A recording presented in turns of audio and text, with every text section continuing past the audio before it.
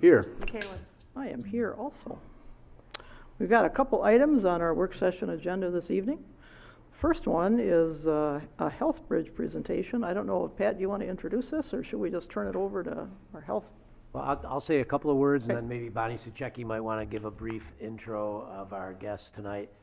Health Bridge is an employee benefit program that we're being asked to sign up for, and it brings some real benefits, not just to the employees, but to, I think, Grand Haven and to our local hospital. So I'll maybe ask Bonnie to do a little more intro, and she can introduce our guest tonight. And this is kind of an exciting new product that I think has got some real legs. Awesome.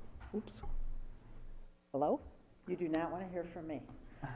George Bosniak and Amy Chambers are here from HealthBridge, and I'm going to turn it over to Amy. She's going to explain the program to you, and then I'm here if you have any questions about how it might fit into the current program that we offer our employees. All right. Thanks, Bonnie. Bonnie, thank you, Pat. Good evening, Mayor McCaleb and City Council. My name's Amy Chambers, and I am the COO and co-founder of HealthBridge. I have a very quick presentation for you, and it starts with a video. But just to back up a little bit, we are a program, an employee benefits program, that I hope you consider this evening for your employees. And our whole goal is to help make healthcare affordable. I think we all know how expensive healthcare is today. You know, the average American has about $400 saved for emergencies, yet the average out-of-pocket on these health plans that people are buying is about $8,000. We also know that about 64% of all people are reporting that they skip care when they're in a high deductible health plan, and the majority of those people have 2 or more comorbidities. So those are exactly the people that we don't want skipping care. And they do it because they're afraid of the out-of-pocket costs. And I won't bore you with more statistics. I've got a million of them, but I'd say last but not least, the major reason that most people don't pay their health care bills is because, number one, they just don't understand them. And I think we can all relate to that.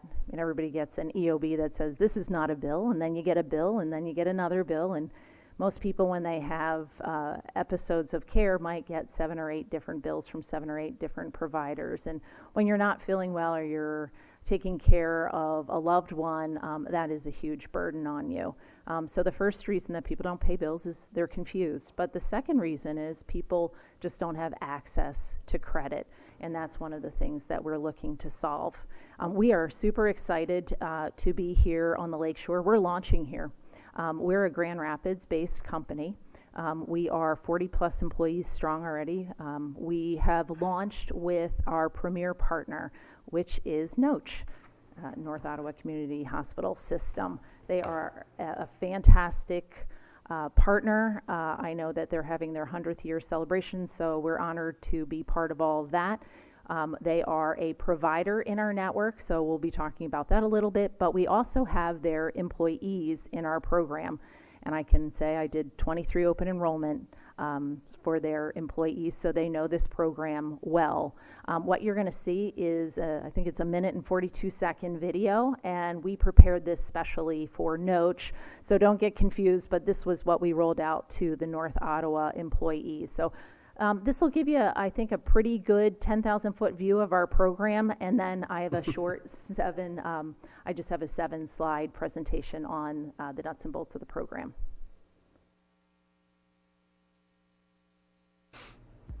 We know that paying medical bills can put a major strain on the family budget, particularly when they are unexpected.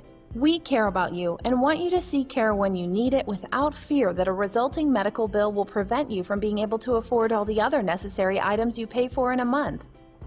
Coming soon, if you receive your health insurance benefits through North Ottawa Community Hospital, you and any family members you include on your plan will automatically be enrolled in a new employee benefit plan called HealthBridge. Here's how it works. HealthBridge pays off any medical expenses you incur at North Ottawa Community Hospital or at other HealthBridge network providers immediately after you receive care. See our provider list. Instead of getting multiple bills from the hospital or doctor's offices, HealthBridge will send you an easy-to-understand bill each month that consolidates all your medical care in one place, just like a credit card. With easy repayment terms that are available to everyone, HealthBridge provides a 3-month interest-free period and then an interest rate of 7% thereafter until the balance is paid in full. It never changes. There are no application forms to complete, and there are no fees for this service. If you don't need extra time to pay off your bill, you can pay the statement in full and get up to a 10% discount. And who doesn't love a discount? So when you or your family members need medical care, remember that we've got you covered. You will receive more information on HealthBridge and a growing list of other providers that accept the HealthBridge program. Great, thank you. So I've been in healthcare and in employee benefits for 24 years, so I'm actually an employee benefits attorney. For 10 of those years, I spent my time designing high deductible health plans. I designed all the HSAs, the health reimbursement arrangements, the FSAs, anything with an acronym I owned for a decade. So I know these programs inside and out, and I also know what they can do to providers, to employers, and their employees. I am on a mission with my partners to work towards helping make access affordable, particularly under these types of programs. And we're going to talk a little bit more about this. Oh, is that how you're doing it? Okay, next page. Okay. High tech. That works.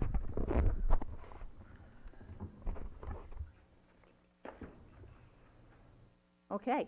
So what we're doing is we're trying to make healthcare affordable once and for all. So we are, it's an employee benefit plan. So when you roll out your medical, your dental, your vision programs, what we would do is accompany them. We would accompany your high deductible health plans, and by high deductible, I'm really talking about anything that has a deductible of $500 for a single or $1,000 for a family, because I already mentioned how much people have in times of emergency.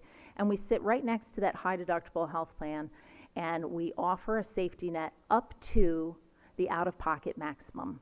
So if on the plan you have a $6,000 out-of-pocket maximum, we sit with a security net up to $6,000. And it's guaranteed issue. We don't do any underwriting. You have a lot of people who are employed in any population who can pay right away. So we talk a little bit about the benefit that's there for them. We talk about that quick pay discount, which is 10%. But there's a whole lot of other people who need time to pay. And then you're going to have people who won't be able to pay, and we'll talk a little bit about them as well. We treat them all equally. It's guaranteed issue, so there's no discrimination in this plan, and I think it's going to go a long way to help all boats rise. So first off, it's an employee benefit plan. We help employees manage the balance due after insurance with a consolidated bill, which I'll show you, and very consumer-friendly repayment terms. And last but not least, and I didn't really mention this, but providers have really struggled under these programs. The average provider, this may come as a shock to some, they only collect about 40 cents on the dollar of what consumers owe them. It takes about 6 months for them to collect that, and it costs them between 8 and 12%. That's a real hardship, and when you want to support a community hospital like Noach, these are the types of the programs that you have to look to, because we're going to make sure that they get paid and get paid immediately. Next page. So I only have 4 green slides, and it'll walk through how HealthBridge works. So first, it's very simple. I tried to design this program so it's not confusing. The city employee or any of their family members who are covered under their insurance, they would just go to Noach or any of our HealthBridge network of providers, which is growing. They would receive their care. Now the employee is going to receive a bill normally for deductible or co-insurance out-of-pocket costs. What happens instead is something a little different. So they've received care at Noach. Noach would send their normal bill to, say, Blue Cross Blue Shield. Blue Cross would then adjudicate or calculate what Blue Cross owes Noach. They would pay them directly. But then instead of saying, and this is what the patient owes, which is the out-of-pockets, the co-insurance and deductible, instead of sending it back to Noach and saying, you go collect it, they send us an electronic file. And in that electronic file, we are able then to know what that patient, or your employee in this case, would owe to Noach. We immediately pay it on their behalf to Noach, so Noach receives their monies with certainty. They receive it within 48 hours of receiving the monies that they would receive from the Blues. Next page. The beauty of that now is, as an employee, your bill is paid off. Now think about some of those big bills that I talked about in the very beginning. You know, you have multiple provider bills coming in. You owe $6,000. That's very scary for most people. Now imagine that you could get something where HealthBridge can pay off all of those bills on your behalf. So now you're paid off. Most people don't go in for follow-up care because there's a lot of shame that goes into not being able to pay your bill. They don't want to go into the specialist because they've already incurred some big question mark dollar amount for the hospital. They don't want to go in that next week when they're supposed to have follow-up care because they know that they can't afford the hospital. They certainly aren't going to be able to afford the specialist. A lot of people also don't want to walk in because they don't want to be met at the front desk with somebody who says, hi, Mrs. Chambers, you owe us $1,800. So that's why a lot of people avoid care. But imagine now HealthBridge pays off all the bills on that patient's behalf. That is a much better patient experience for the provider as well. Now the employee will receive a consolidated once-a-month statement from us. So we are able to take all of those bills, your hospital bill, your physician bill, your lab, your ambulance, your radiology, all of those bills are now consolidated because we've paid them off. They come in one statement that feels and looks just like a credit card. So if you take a look at that, and I know it's really tiny, but everything on there would be all of the claims that we've paid on the employee's behalf. Last but not least, so what we always say is, you know, most people do want to pay their bills. It's just that they can't pay them all at once. So on slide 4, we talk about, so we have patient-friendly repayment terms. So as we said in the video, the patient can pay the statement in full. So if you're a person who says, I really don't need an extension of credit to me, well then we give them a 10% discount on their bill. So instead of paying a $1,000 bill, they pay us $900. Now, for everybody else who needs more time, we actually break the payments out over 2 years. So they get 24 months to pay a bill. That really takes it down to very reasonable chunks. 3 months, 0%, same as cash. And then after the 3 months, we flip to 7%. That never changes. Even if they miss a payment, even if they miss many payments, it does not change from 7%. And if you think about what most people have access to, nobody has access to 7% in their wallet. Nobody has a credit card at 7%. When you get into the research around credit worthiness, you're going to have people who are unbanked.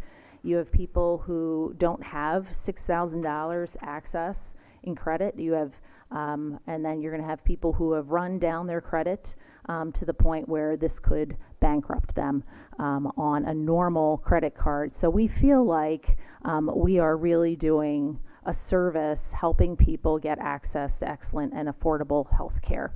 So hopefully that makes sense. 10% if you can pay immediately. Everybody else has their amounts, their balances broken into 24 easy payments. 3 months, 0%, changes to 7%. And I should add that if at any point the person can pay off the rest of their bill, so say they get their tax refund, they get a little bonus, they save up a little bit, they get a 10% discount at that point, because we'd hate for them to feel like they missed something if they didn't pay it in the first month. So I think a lot of people are going to be able to take advantage of that as well. We're getting towards the end. When we designed this, we designed a program. I mean, there's so many details that I wasn't able to share with you today just because of the time element, but people are going to be able to go online. We have a full e-commerce experience. We tried to not replicate the healthcare experience. We want to have a more consumer-friendly e-commerce experience for them. They're going to be able to go online, and if you have multiple people in your family in a HIPAA-protected way, you're able to access the accounts of the various people in your family. Our contact center is actually right in Grand Rapids. They sit right outside my office. They're a great group of people, and they know that the employee is their job one. So they are all deputized to assist with any hardships right there on the phone. So if a person calls up and says, I'm really having a hard time paying $40 this month, they're deputized to say, well, what do you think you can pay? How about $10? And we'll do that for a few months. Call us back, and then we'll see if you can pay more later. So it's a good group of people. We're open from 8 to 8, Monday through Friday. We don't turn the phones off at 5 o'clock. Most people do all of their bills at night, and Friday night is actually our most busy time. So and 9 to 1 on Saturday. That's the second most busy time. We've all come out of Disney Institute, and we really want this to be an amazing experience for your employees as well. I think at this point, that is it. We are growing on the Lakeshore, launching our program over here. We're very proud to be over here.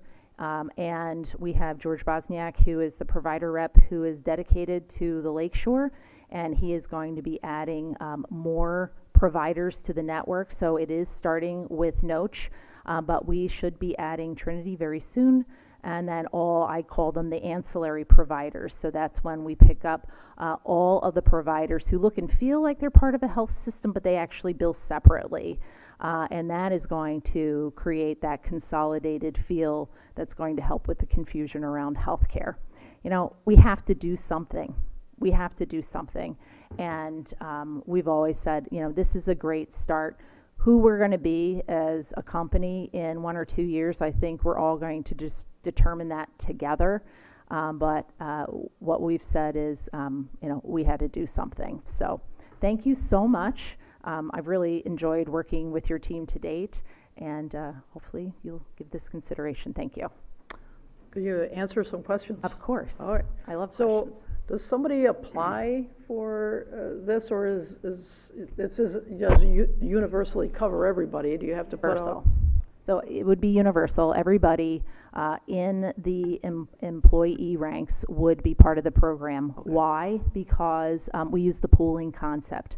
The concept is maybe 2 of you can pay it in full, 2 of you need a little time, and then 1 person defaults.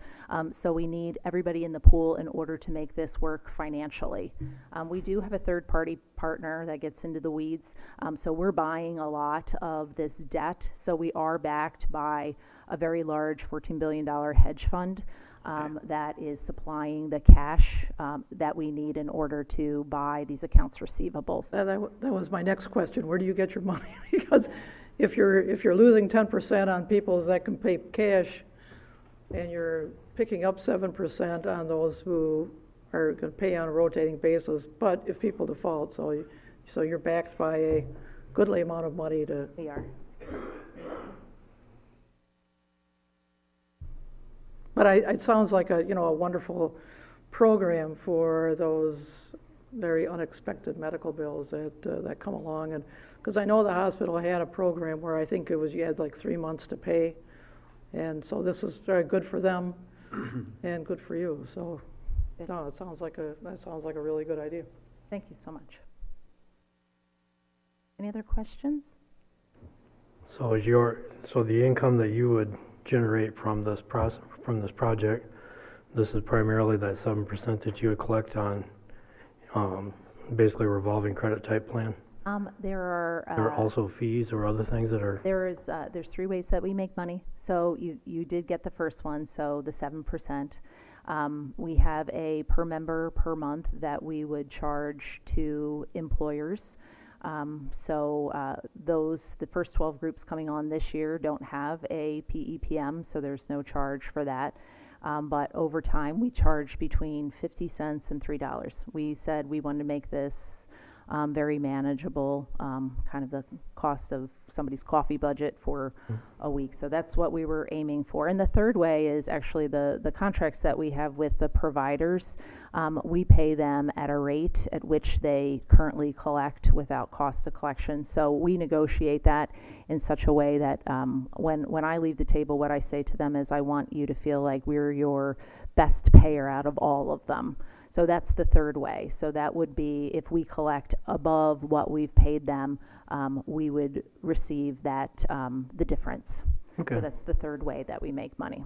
Well, you got to make money somehow, or you wouldn't be doing this. Exactly. No money, no mission. But I got to tell you, a year ago, my daughter had ankle surgery, and she was overwhelmed by high interest debt, partly because of that and various other things. And she had to reach out to family and for help. And with something like this, that wouldn't have happened. So Absolutely right. it's a good resource. Thank you.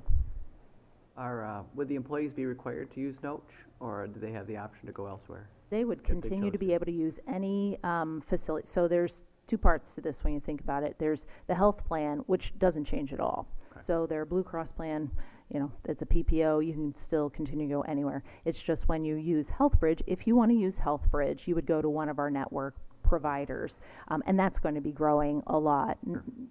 Sure, okay. And then, I assume the 7% is an APR, it didn't say. Yes, Okay, correct. Good deal, I just Yep, gotta ask yeah, that that's good, question. yep. The other question, two left, privacy and security of our employees' information. When Absolutely. you're sending out bills, obviously, it's got what medical services they received, or to some degree there. I'm just curious about your security protocol. Yes, thank you for asking that. So I will divulge that I was the original privacy officer for Priority Health.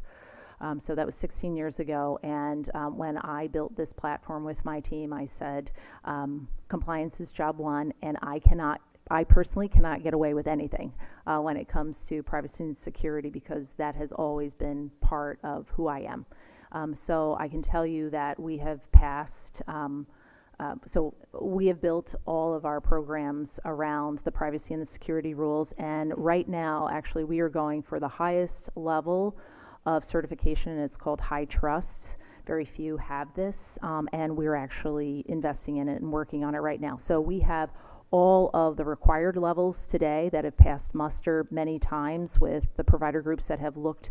Their security teams will look at our security.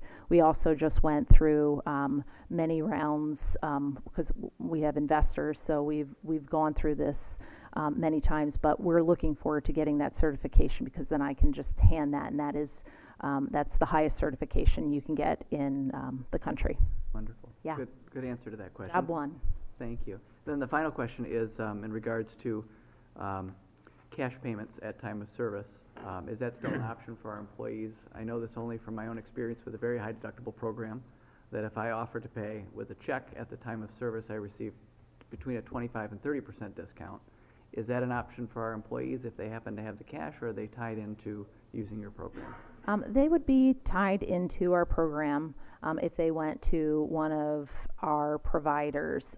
What I can tell you is, yes, anecdotally, you can find a few providers that will still do that, but It's fewer and far between. Fewer and fewer. It's really going away.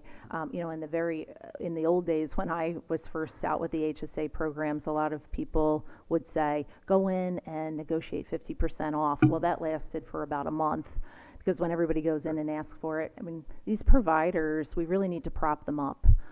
And those are the programs that they want to get rid of. So that is one of the reasons that they're signing up for us. But cash payments at the point of sale will actually go away with our program for deductibles and coinsurance. And that's actually what keeps a lot of people from getting necessary surgeries, et cetera. Absolutely. It's the rare instance where someone's going to pay cash. I understand that. I think a question for Pat and staff would just be, how many folks do we have, or do we have any folks who take advantage of that option at Noach or elsewhere?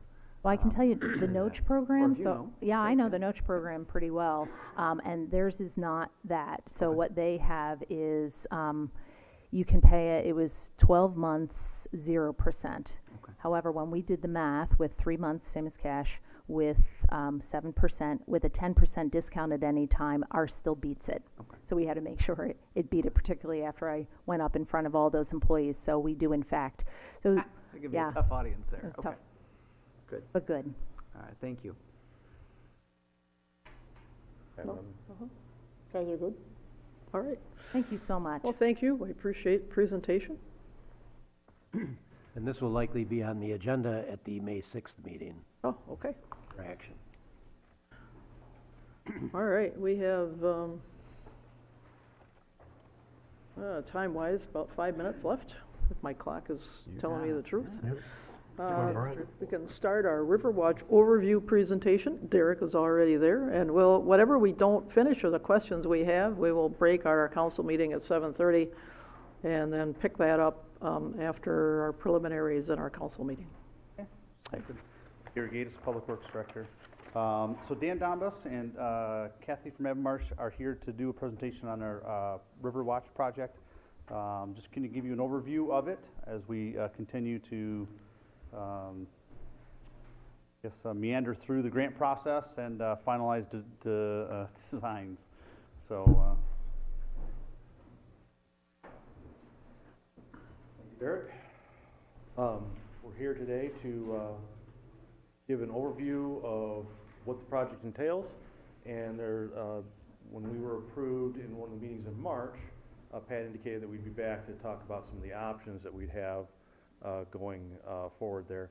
Is there a clicker or anything like that?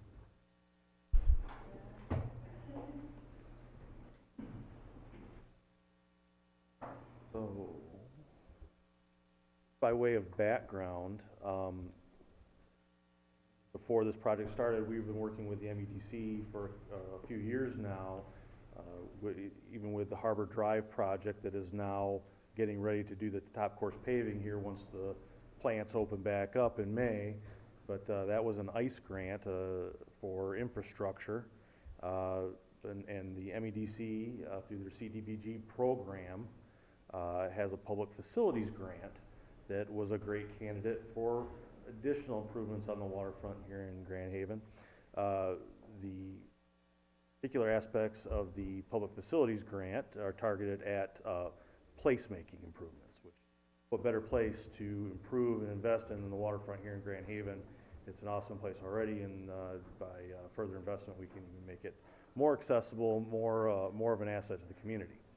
The missions of this public facilities program are to create places that, number one, enhance the quality of life for our residents and visitors, and also to attract and retain businesses. So we want to make attractive communities so that businesses want to come here and continue to support and grow the community of Grand Haven. Also, we're looking at providing facilities that have low barriers to entry. So they're going to provide opportunities that help facilitate and benefit those with low and moderate income for all level of residents. So that number one, if we're attracting employers, they're going to have a need for employees, and that's going to benefit folks at the low mod income levels. Where this program intersects Grand Haven, the city of Grand Haven already supports and promotes the enjoyment of the waterfront. So this was a great location that really took advantage of the program's intent and matched it with a great opportunity in the waterfront area. Grand Haven continues to already be making investments in here, and this was just a tool to leverage and do things that really benefit that waterfront. Grand Haven's already taken the step of becoming a redevelopment-ready community, which also unlocked and made the process of obtaining this grant all that much easier for us as we approached it. Okay, before you start on the next page, it's 7:29. Great stopping point. So if you want to take a break right there, Will do. and we'll save it and get back to page 3 shortly. All right, thanks. So at this point, we're going to adjourn our work session for a short bit, and then call to order our Grand Haven City Council meeting. Well, Linda, do you want to call the roll?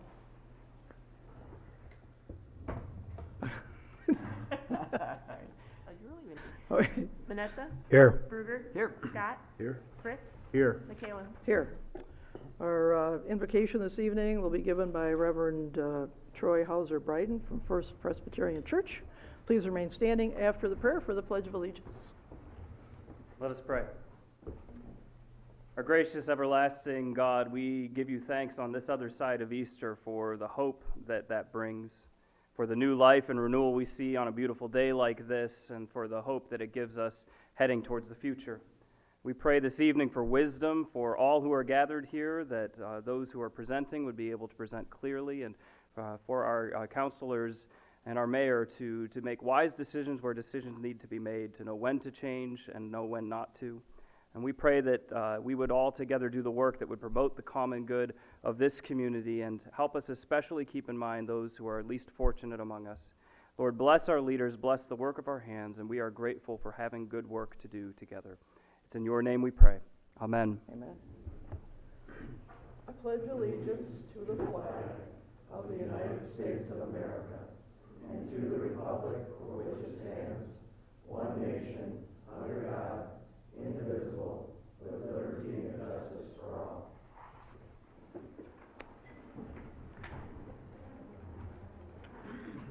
All righty.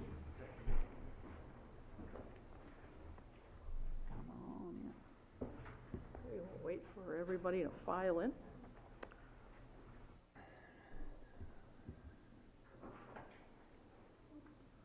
And then I want to make a presentation, or a couple of presentations.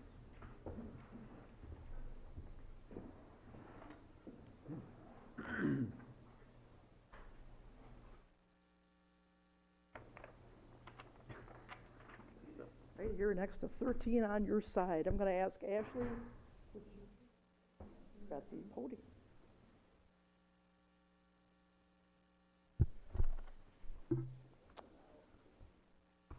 We are privileged to honor our Ashley, our intern, Pat's right-hand person at this meeting. She is receiving a certificate of recognition for Ashley Latch, has been nominated Outstanding Student Intern of the Year on this day, April 18th, a couple days ago. 2019 from Grand Valley State University recognizes her outstanding participation as an experiential learning experience, so, which sounds really important.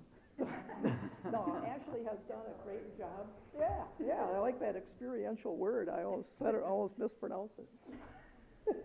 But, Ashley has done a great job for us here in Grand Haven, and I know she's done a lot of help for Pat. She's come up with some really cool ideas, like the picnic on the pier that we had last year, and she is really good at putting together flyers, folders, and anything in the graphics area. She is a star, so I appreciate that. I'm going to give that to you, but we are not done. There is more. So, from the Graduate Dean's Citation Award, I'm going to read you the first paragraph. On behalf of Dr. Jeffrey, is Pottinger? I'm sorry if I mispronounced Jeffrey's name, but Dean of Graduate School, it is our pleasure to inform you that you have been selected for the Graduate Dean's Citation for Academic Excellence, for excellence in service to the community or profession, the winner of 2019. This is an honor given by Grand Valley State University to graduate students who have been nominated by the faculty for outstanding academic performance. So our Ashley is a true star, and we are so appreciative that you are here, and congratulations on these.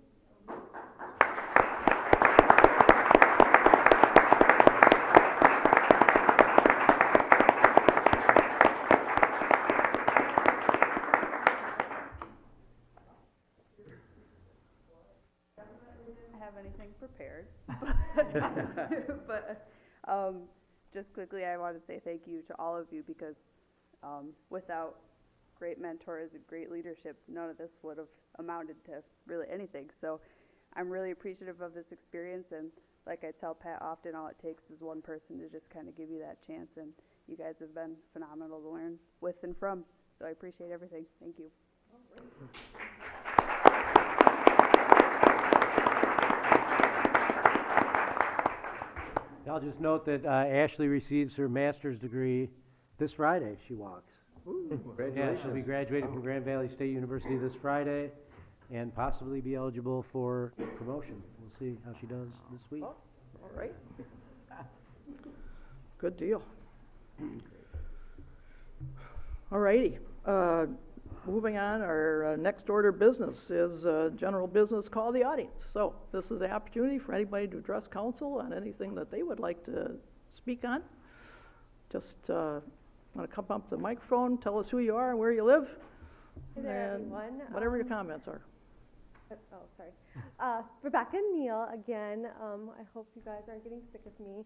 I really want to just first and foremost thank the council for putting this on the agenda and considering it tonight.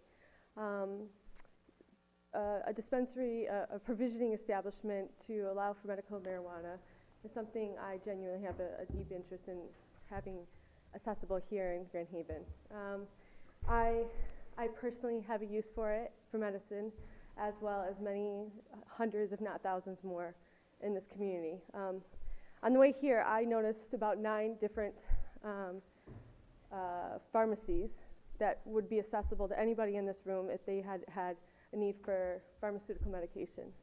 I'm simply asking for an establishment here for the same thing, but in a medicine that I consume. Our interest genuinely is good. It is genuinely a passionate topic of mine. I see this genuinely as coming through as being bar setter as far as the establishment I want to have. Most of what I do is various modalities in natural medicine, and this is but one discipline that I hope to execute as well in addition to what I currently offer. So thank you for that opportunity, and have a good meeting. All right, thank you. Anybody else?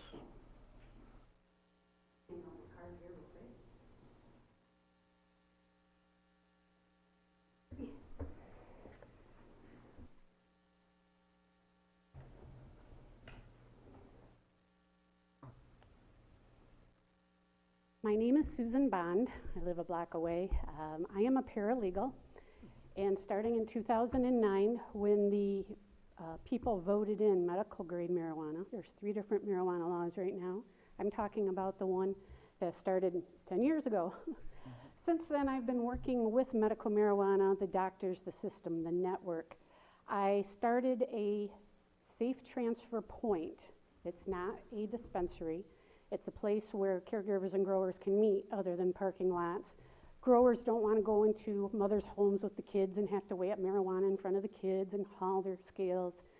And then the mothers don't want to drag their kids to a grower's place because the growers want to keep their grows and stuff really quiet. So they need a safe place that they can meet.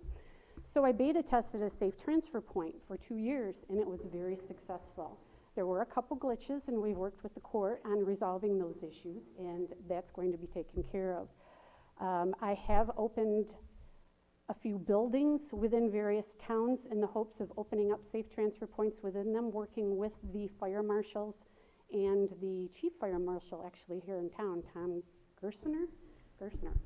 And what I hope to do is guide you guys, answer any questions you might have. The network that got built with this beta test was 5,000 patients and 500 growers that are in West Michigan. So there's a lot of people that you could really tap into that would love to come into Grand Haven. Everybody loves Grand Haven, of course. But there's a market there. And the biggest surprise I found with the beta test was that it's medical marijuana and you have to go the extra step and register. People walking in are walking in with canes. They're walking in with wheelchairs, or they're strolling in with wheelchairs. They're cancer patients. They're sick, ill, and dying people. Dispensaries, I did a beta test on dispensaries under the Michigan Marijuana Act, and it failed. It failed before it got off the ground. The reason why it failed is because of the federal involvement. You can't have a bank. Insurance companies don't want you, and you can't pay your taxes with a bank account. So there's just various issues in the dispensary area of it that have to be panned out, and you don't want the negative impact that it's going to bring. A lot of people I know went back underground when the dispensaries came and the safe transfer points were shut down. But the safe transfer points will be open very soon. The Supreme Court will be making a decision with regards to opening up safe transfer points. And I just want to give you guys a heads up that I have plans in the neighborhood to open one up. I'd like to open one up in each town so that everybody that has a grow in their home or patients in town need to go somewhere to get their medicine, they have a place to go. And it's not a dispensary, nobody owns the place. It's more like a community center for them to meet. Only the good thing is they have me, a paralegal, to answer their questions, refer them to attorneys. I actually pay for attorneys who will talk to patients that register in the safe transfer points for free. So they actually get legal counsel too. And this, over the last 2 years, has just sprung up and has been such a win for the communities. It's been a long 9-10 years. I've set a really strong foundation. I took baby steps. Everybody's running by opening up dispensaries, making millions of dollars. I didn't worry about it. I just took baby steps, made a strong foundation, got the case law under my feet, and I know this will work for your community, and I'd like to give it a try. You have given me a business license twice in the past to open them up, but I haven't found a suitable location as of yet. And I have been working with Jeff Hawk also all along for the last 8 years, I think, or 7 years. So I just wanted to let you know that I'm in the community and that if you do have any questions, you now have my card, and please call me. I have a lot to share. Thank you.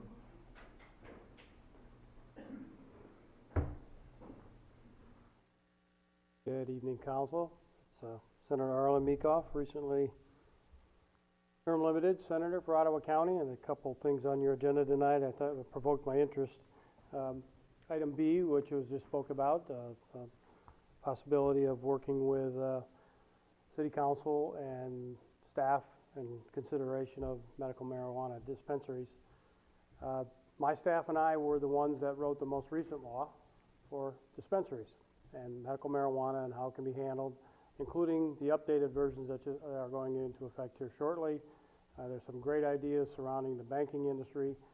Again, I'm not here to say that you should or shouldn't do it. I'm just saying I will offer my expertise as a volunteer, and you can call me or call on me on any item in that as you're considering those things, and it's again up to you to consider if it's the right thing for your community. Item D, something that has sparked my interest, and I got to a couple of you today. I got to speak to a couple of you today in regards to the Grand River Waterway project. And to those of you who I spoke to today, I'm sorry I'm repeating a couple of these things, but a recent poll, which will be released tomorrow, shows 67% of Ottawa County residents have a favorable view of an environmentally sound partial dredging of the Grand River to allow expanded and safe use for boating and personal watercraft enthusiasts. Pretty impressive, that number. And amazingly, across demographic lines, geographic lines, race, age, male, female, education levels, remarkably consistent majorities in every county commission district in this county, including number 10, Roger Bergman's district, which covers Grand Haven City, a lot of Spring Lake, Ferrysburg. Not only was it favorably looked upon in that sentence, using the word dredging, using all the things, not hiding anything, 72% of the people surveyed said that it was very favorable. So as you consider tonight, I would just ask you to look at more information before you make some decision whether you're going to support or not support the Grand River Waterway project. As I've been your senator and looking at all the recreational opportunities we've been able to work on together, I think this is another one that consistently looks at expanding recreation and making it more accessible for more people, including using state resources, just like what I was able to do in the last budget to make sure that we improve the state park here in Grand Haven with the parking lot and the building. All those things are important to me as a recreational enthusiast, but also as your former senator. So I hope you consider those things when you have that in front of you this evening. Thanks so much. All right, thanks, Arlen. Anyone else like to comment at this point? If not, we will move on back to our work session. So we will continue on with our Overlook project. Thank you very much. We dropped off, we ended last time, we were talking about the objectives of the program, and it just started this slide talking about the particular aspects of the River Watch project. Components consist of an overlook plaza along the portion of South Harbor Drive, just south of the Washington Avenue intersection. We're including waterfront gathering spaces and accessible sidewalks that would promote improved pedestrian traffic between the street level and the waterfront. Enhanced corridor aesthetics. There's some opportunity down there right as the walkway transitions into the stage area to undertake some landscaping and fencing improvements to beautify and improve the corridor area down there, as well as then doing some undergrounding of electric. So there's that component of the project that the BLP has provided some cost estimates for that, and we'd be dovetailing that work in order to promote undergrounding of overhead electrical facilities along this section of corridor along Harbor from the Washington Avenue intersection area to the south. As well as we're also looking at a couple of additional project elements involving, there's a small section of boardwalk down near the lake that's over top an existing storm outfall. Our assessment of that waterfront done a few years ago identified the stormwater outfalls having some deterioration where the pipe penetrates the seawall, and Eric and the Public Works Department have done some investigation of the pipe, which, as far as we can tell, looks in decent condition, but we'd be looking to potentially, with approval, make some upgrades to the outfall portion to further erosion-proof that area and undertake that improvement. So without further ado, Kathy Burzak, our landscape architect, is with us tonight to present some of the particular points of the project. So, all right, thanks. Hi, everyone. Move on to the next slide. So the Overlook Plaza, as you're all very well aware, the existing conditions, there's a lack of gathering space and connectivity. As we will discuss, I'll show in detail the area below and how the walks to the area currently are not accessible. So providing that transition. The steep slope and safety, currently the short wall, people sit on it, you know, there's concerns with safety and just in general, the condition of things, and also the inconsistency with the current downtown aesthetic. You have a beautiful downtown aesthetic, the walls that you have, and the landscaping, and how this area really doesn't tie into that. And also the evergreens. Everyone are, you know, the evergreens are beautiful, but in this location, unfortunately, evergreens are meant to be a buffer. They're used when you want to hide something. Unfortunately, you know, in this location, they may not be what you want to hide. You don't want to hide the beautiful view you have of your riverfront and the beautiful sunsets and things. So in this location, unfortunately, they're just not a plant that is good for this scenic overlook area. So I'd like to start by just talking briefly about the area atop. There's currently that wall. We'd like to take that steep slope down and create a wall, a retaining wall that we would then fill in and create an overlook plaza. Let's see if I can get this thing to work. So should I point to? No, point over here. Point where? Laptop. Point to the left. Here. This right here. Oh, point to the, go to the Oh, is left. that the laser? Oh, I Yeah. thought you were pointing. Sorry, I thought you were trying to advance the slide and it wasn't moving.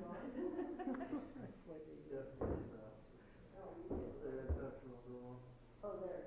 So the retaining wall would be built along this area, and this would be infill. So this would all be concrete pavement, so it's low maintenance. We provide seating.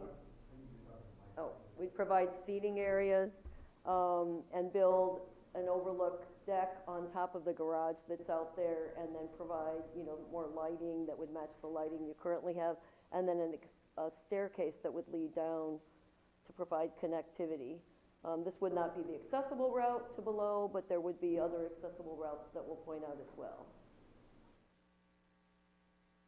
So, I'll talk into the mic, but look this way. The current sidewalks that are there are not accessible, so we would remove them and provide a flowing connective route to both directions to the waterfront. That would be at a grade less than 5%, so they would be considered accessible to all users. This option is a waterfront gathering space with accessible sidewalk, and so what we're proposing here is you have existing benches and concrete pads along the water's edge, along the existing concrete boardwalk. So we would propose to remove some of those benches, replace them with tables that could have a small shade structure. The distance from the ground to the bottom of the shade structure is like 7 foot 6 inches, and to the top is just over 11. So as you can see down at the other end, where you have the current little stage area, it's congruent with the stage area, but much less of an obtrusive visual obstruction in the area, because what we don't want to do is block the views of the riverfront. And so with the grade difference that you have, there's about 13, 14 foot of grade along the slope to the top of the sidewalk. The top of this would be below that. Option B would be a similar effect, but then with a grouping of the shade structures. Now, the grouping would be such that, again, you would have one area where there would be a little more of a visual minimization of what you can see right in that spot beneath it onto the river, but it would still be the same, where it would be 11 foot to the very top, 11 foot 3. So the minimalistic amount of obstruction of the view shed would just be right in that area. Option C is taking a little broader approach, where you might build an actual custom structure with an arch or something that would resemble what's currently out, along there, that would tie kind of in with the existing shade structure that you have in the canopy area, and it would kind of mimic a waterfront character. One thing about this type of a structure in option C and D, when you take an area and you combine it all together, you do have more of a visual impact in one area. And I'll show you, the next slide will also well represent a gazebo type of structure. It does tend to have a broader approach, even though the top of this one would only be 13 foot high, which would be below the height you would be at the sidewalk level. So if you're standing on the sidewalk and you're 5'4" like I am, you're going to look right over it. You're not going to look immediately down at the river in front of it, but you're going to be able to see out and see the river and the sunsets and things like that. But it does provide, because it's about a 30-foot span, it does provide less of a view shed than option A. And so when we were looking at this, we wanted to present some different options. Option C and D does allow you to have a large group of people all sitting in one location. I'm just going to go back. Option A, provides smaller groups of people, like tables, where then individual users can utilize the spaces. For option A, the one cool thing about this type of a sail that's proposed is that it can rotate. So it can pivot, so that when you're having eastern exposure, southern exposure, western exposure, you can pivot the sail and provide shade in all those angles. So that's a neat thing about the option A. Option B, once you combine them together and they're close together, the proximity of them, they cannot pivot then because of the proximity of the shade sails together. So I just wanted to point that out.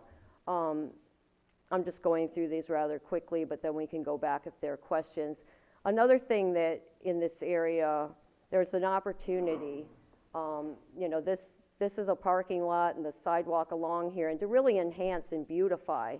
So we're proposing to add fencing to kind of keep the public space public and create an aesthetic corridor, and proposing plant material that would look like it belongs on the waterfront blue ornamental grasses, long flowering daylilies, viburnums, red twig, things that give you full interest throughout the year.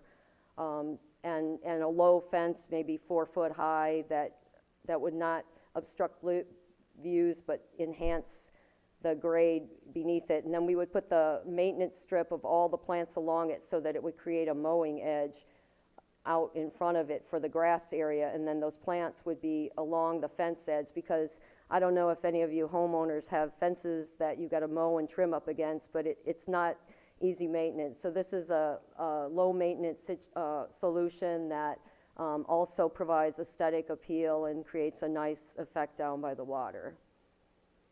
I'm going to turn it over to Dan to talk about underground and finish the presentation. Yeah, this is pretty quick, the next 2 slides, but overall we're well aware of some of the work that's been done recently with the Harbor Drive project to install some conduits. This would be a furthering of that effort to go underground with electric. We've been working with the Grand Haven Board of Light and Power with cost estimating for what it would take to get these lines dropped and go underground, install some transformers up near the intersection of Franklin and Harbor, and further enhance and beautify the corridor by dropping some of those less sightly components of the right-of-way. Then we mentioned before some of the possible additional elements. In 2014, we did an assessment of the seawall and waterfront. And one of the things that we noticed is the storm pipe that exits through the wall. The storm pipe appears in the locations that we can inspect it. Because of the high water, we have pretty high water levels right now, so some of that last few feet of pipe is underwater. However,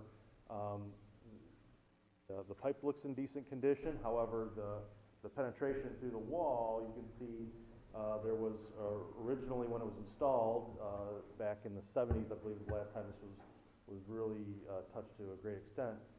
They sealed what we call the annular space between the pipe and the bulkhead penetration with a concrete mortar material. After 40 plus years, that material is showing signs of age. You can see that it's deteriorated, in some cases missing. One of the things that we're looking at with the Department of Public Works is whether it's reached a point where we want to address it as part of this project. So that's some of the optional items that we're looking at, but otherwise, I guess we'll have to open the floor to questions. Well, first of all, Oh, go ahead, Mike. if you got questions, I'll be glad to. As far as the down along that corridor there, and did you go down there and check on those benches when you were down there? Did you look and see what the names are on there? Because you said you want to remove those benches. Those people actually put money into our waterfront. You said you wanted to remove those. Those people actually donated, to help us do our boardwalk and everything else that we've done in this town. And if you're going to remove them, I'm not in favor of that at all. Yeah. And second of all, if you remember, Pat, when we had the discussion on this for the open concept, and that the Parks and Rec Board wasn't in favor of any of these designs that you have down there. We have an open area right now, which is really what we like down there because it's open. It's not like any other town. People can come in and enjoy their spaces. The Parks and Rec Board didn't, if I remember correctly, they didn't like any of these concepts at all. They wanted maybe a picnic table or something and put a beach umbrella at that and take it away if you have to. We like it open. We don't like the look like put condos down there. What I say is it's not what they had. They wanted to see open spaces, green spaces. They wanted more green space, actually. If you start putting these big structures down there, that's not what our Parks and Rec Board's recommendation was.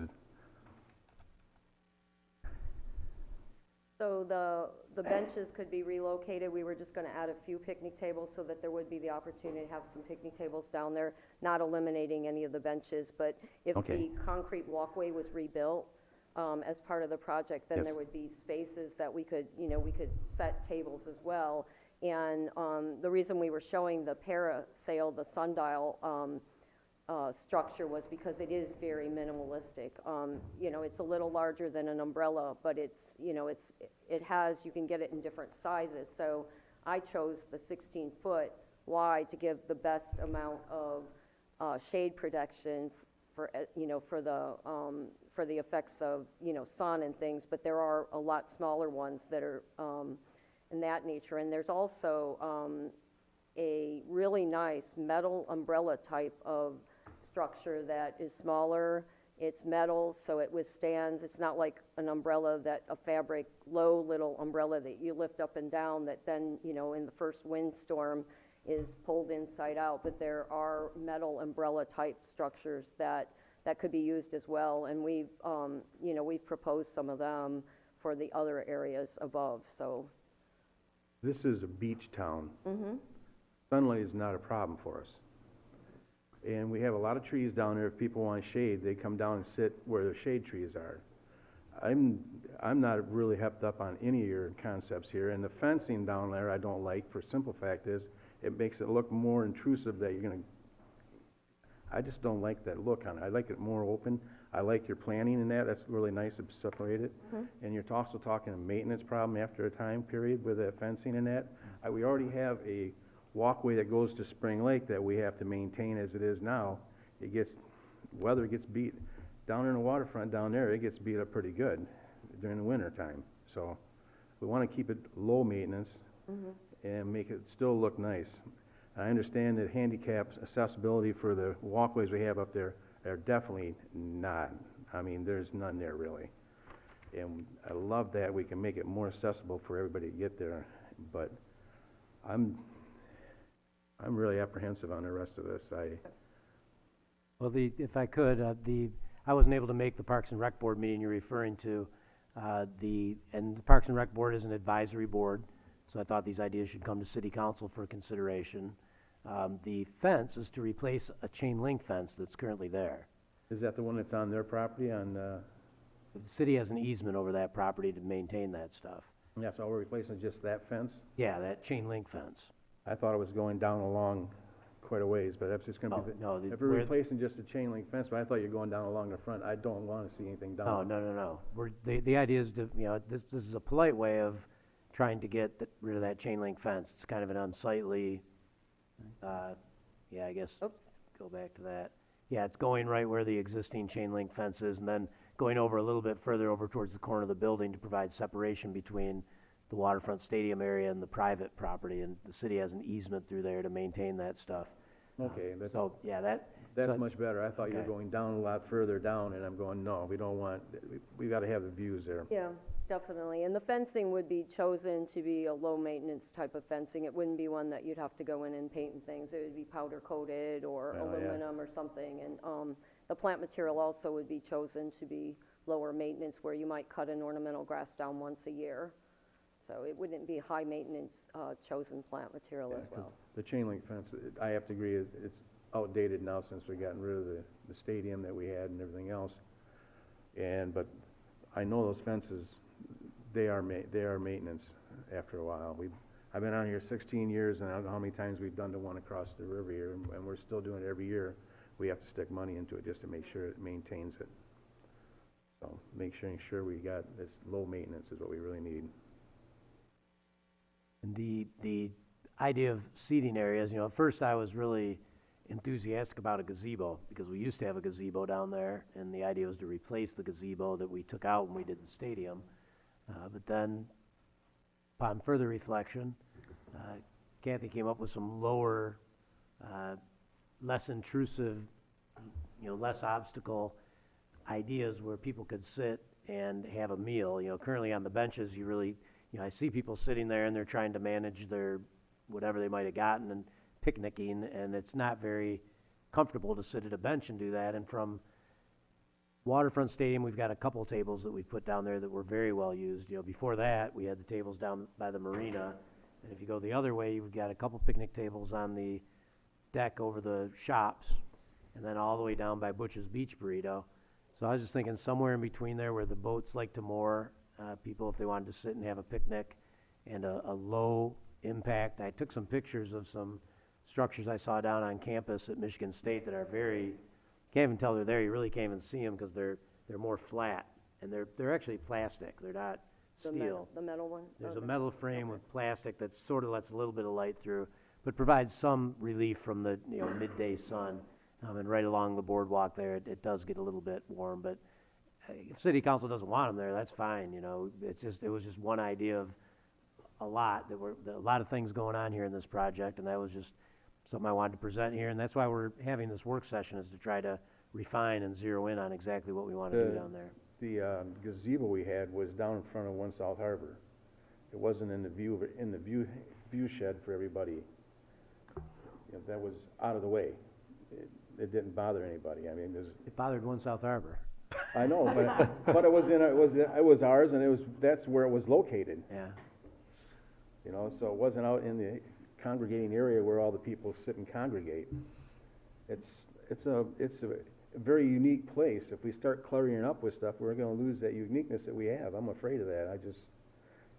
Small picnic tables, something like that we have on Lynn Sherwood, would be nice, but not big structures and that, I just don't think we need them down there.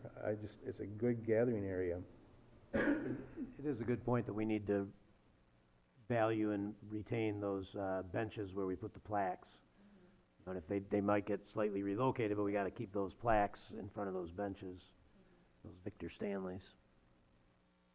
Well, I think the plans do say propose remove and replace sidewalk and bench pads and reset existing benches. I think you covered that, so I never thought you were removing the benches entirely or taking them to a distant place. Yeah, they would have to be removed for the relocation of the wall, in front of the seawall, the concrete walkway, and so yes, they would be put back, but they may be relocated a little bit to allow for a few tables to go in as well. I understand that, and we have similar experience with our catwalk. It had to be removed and reset.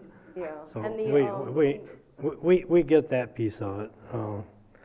I shared Mike's concern about visual barriers and visual clutter and whether or not we need a shade structure, but I do like the picnic tables, especially when they're kind of a grouping of tables, so that either individual users could use one or you could have a group of people together. I think that the way you've shown that in here kind of works, so I'm good with that, either option B or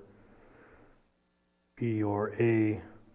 Picnic tables, whether or not they have a shade structure. Here again, I was glad the gazebo was gone. I hope it doesn't come back. I think that it was large, it was dated, it was kind of clunky, and it wasn't really utilized by a lot of people very well. I could see a new gazebo being a similar problem. So, I mean, in general, I like what I see here. I think it's well thought out.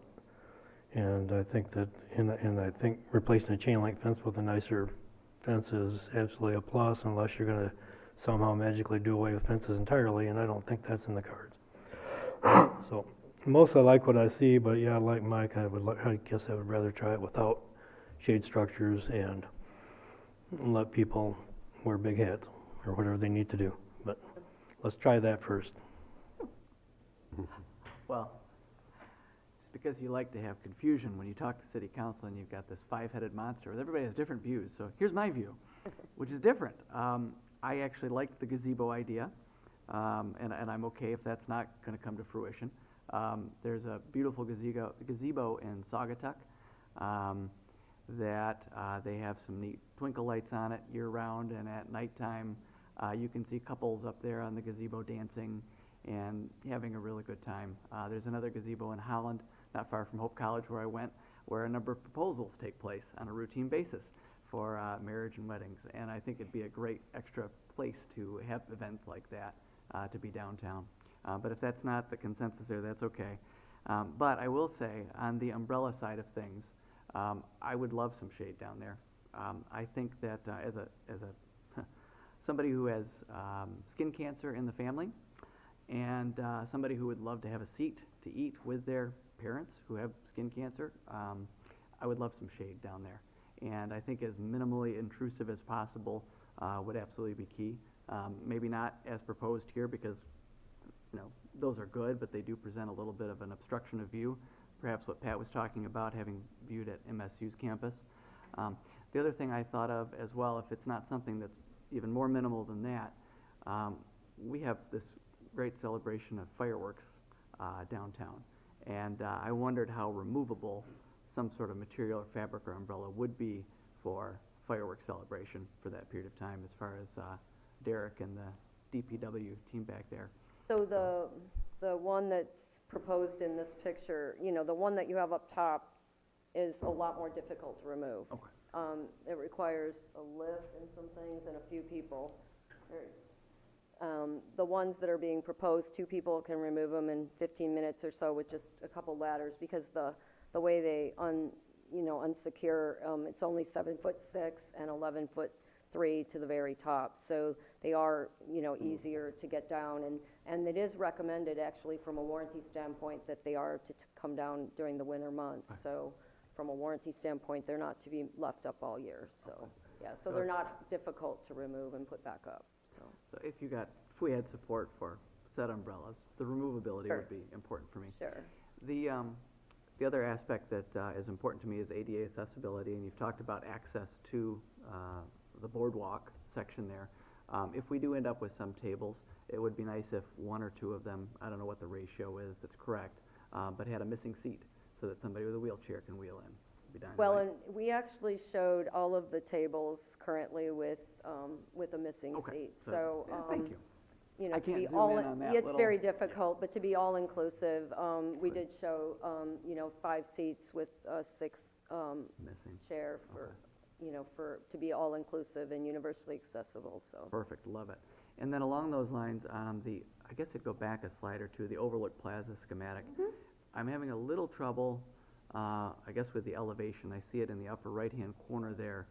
As far as ADA accessibility goes, it's hard for me to tell, is the platform that's in, I'm going to call it red, kind of a half a stop sign, octagon shaped thing going on there?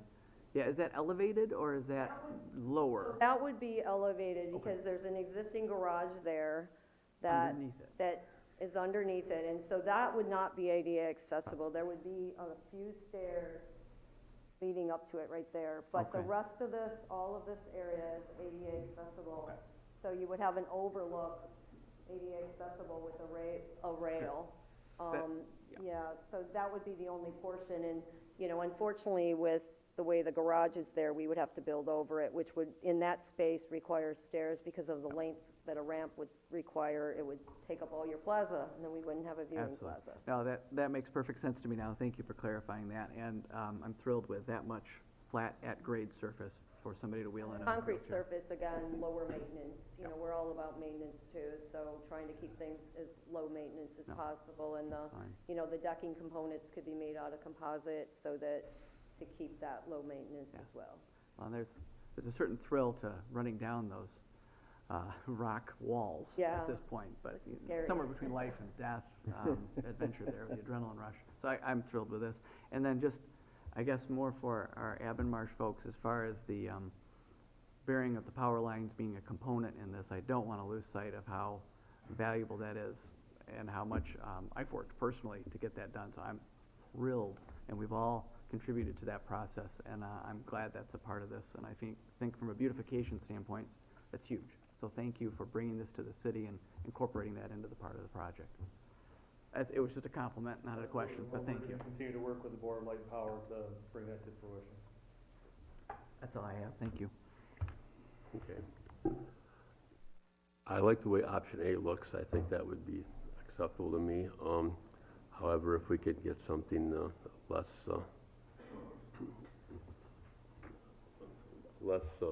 obstruction, that we can see better, a little less of an obstruction would be good. But if otherwise, I could live with A-OK. I like the idea of tables down there, and to me, that option A is the one I would prefer. But that's where I'm at with this one. So. Excuse me, is option A the schematic of the whole thing, or is that another? I think that's the 3 in that one right there. So No, this is, but if you, we're talking about option A no, through D. let's keep backing up. The original, that one there. Which option is that? This would be carried through all the options. Oh, okay, all right. Options are- Well, this one, options- okay, because this one has tables up on top, not blocking anybody's view, because I tend to agree. I don't like, I know we've talked a lot about, the gazebo being there and then the gazebo being gone. And the more I see the structures, the less I like them. I like the tables. Anything that's got a structure to it, that's got height to it, is going to need more maintenance because of the winds that whip down the river. So I'm not sure that how successful that would be, no matter what it's made out of. And it is going to block views, so I'm not real excited about those, even though I've looked at a variety of them with different thoughts as I've browsed through them at times. But I like the tables up on top. I think that's a good plan. It's maybe more easily accessible to people just walking by. And having tables at the bottom, I think, is good, but I don't know if we need the structure that goes with them.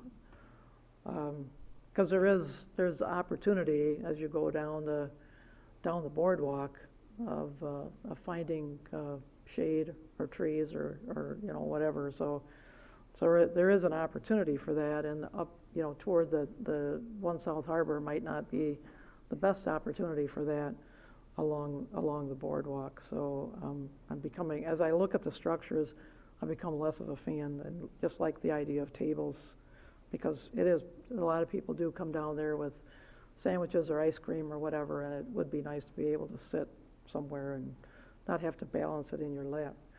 I understood the fencing that's going to replace the chain link, and it's going to be much more eye appealing, and with a minimal amount of landscaping. I think that's going to look a whole lot better down there than it does now.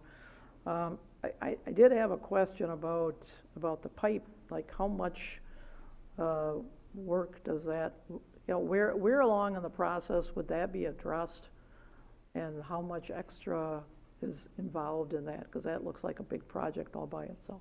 Well, I now have the video that I'll be reviewing, is look at the internal condition.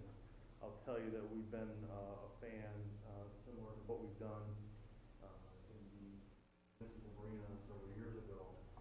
We have been proponents of coming out through the seawalls with a steel casing pipe that allows us to weld the entire circumference.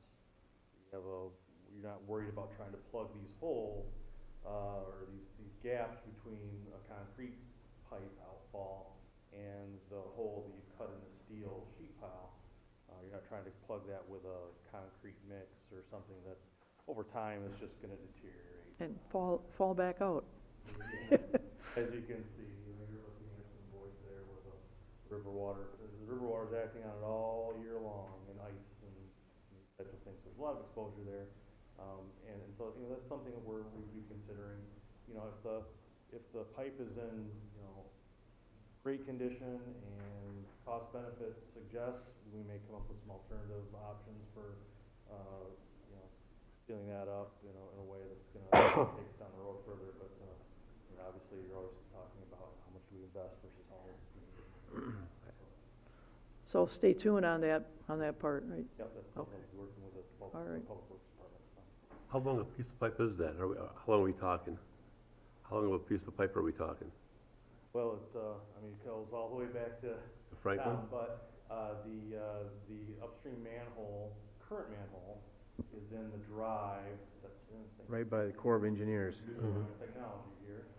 Isn't it the one right by Corps of Engineers and it comes down that hill? No, it's actually the drive down to the parking lot for One South Harbor. Okay, that's another one. So this is the driveway that comes down to One South Harbor, and the storm outfall from Franklin. Yep. Comes down to this point, and then manhole and shoots over here. okay. Depending on, after further review of those videos, we could intercept that pipe at a point. Okay. Set a manhole, transition to whatever other pipe material was prudent. So you would camera from Harbor and Franklin. You would camera from Harbor and Franklin to that manhole all the way to all the way to the water. Is that correct? I need to look and see. I know that we just received some videos from the Public Works Department. Some video work has already been done, so I need to look through that. I was out of the office on Friday, but I'll have to look through that and see the extent to which we already, or may already have that video. Okay, all right. Okay. Yes, we did camera that recently and just sent that over on Thursday to Avid Marsh. So it looked pretty good we went from the intersection of Franklin to the intermediate manhole and then down on to, well, actually the point where the river is actually backed up into the pipe, which is about 10 feet up the pipe. So that's how far our camera could go. Okay, so you did, so it's from the manhole on Yeah. Harbor all the way down to the Yep. water? Through Okay, the all right, intermediate okay, one and then all on right, down. Okay, all right, good. So we'd be looking, we were looking at with the Department of Public Works to determine what the cost benefit on this, you know. Okay. Obviously, if we got through the pipe, there's no reason to go back further than what would be necessary to address the outfall itself. Okay. Okay.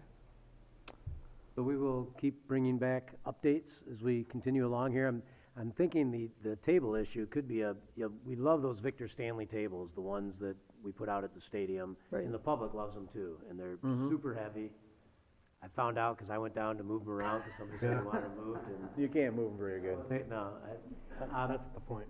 So if we were able to get, say, 3 of them down there, and this might sound novel, but a bring your own umbrella idea. I mean, if the sun bothers you, if you've got skin issues, you put your umbrella in the middle of that thing and then take it with you when you leave. And city doesn't have to worry about them then, and you have your cake and eat it too. Well, people, bring those People umbrellas behind you, too bad. down to the beach all the time. Well, just while you're sitting there, while you happen to be picnicking there, if they're, Right. boy. So maybe not a win-win. Maybe a win-win-win-win-lose, but you know. Good try, Pat. Somebody Yeah. will be mad. Okay, so, but we'll keep you posted as the plans get further along, and, you know, we really have a lot of work to do. There's a lot of detail that needs to be added, because we've got some pretty broad cost figures, so now we gotta start nailing that down a little more and refining the scope, and ultimately we have to have MEDC approve the scope, and then get out for bid. We're leaning towards a schedule where we'll have, hopefully working on the underground lines this fall, and the rest of it next spring. And getting this done in about a year from now.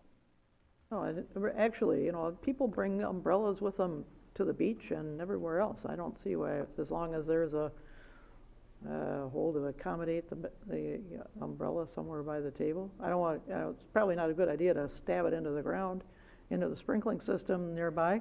Well, the But, ones at Waterfront Stadium have a hole in the middle. Yeah. So so we've got those are- umbrellas sitting in the concession, well, the extra area, and we just didn't get them out much last year. We got them out a couple times. It doesn't take much of a wind to take them out, so.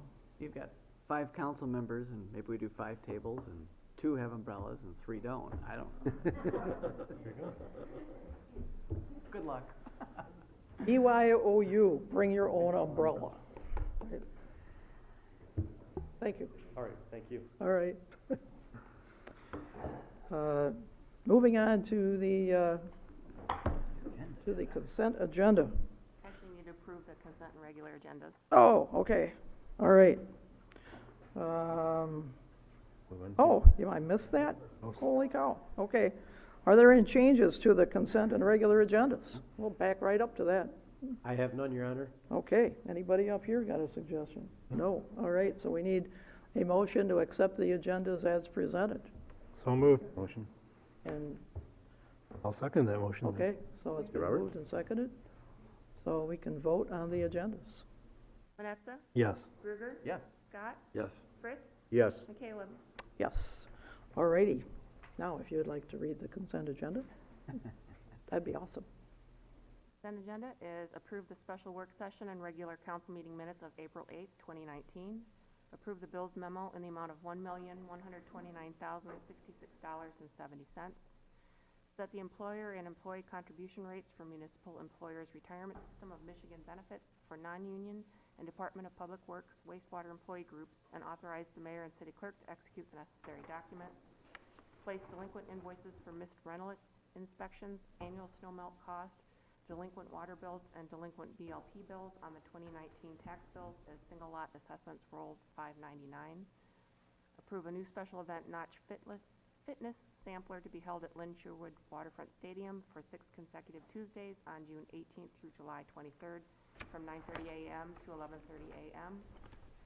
and approve a new special concert event, Main Street Presents, to be held at Lynn Sherwood Waterfront Stadium on June 29th from 6 p.m. to 8 p.m. Okay. Is there any comments or questions on any of these items on the consent agenda? Nope. If not, we are ready to vote. Oh, Okay, I'll move to accept the consent agenda. And I'll second it. all right. Kruger, Yes. Scott, Yes. Fritz, Yes. Vanessa, Yes. Michaela. Yes.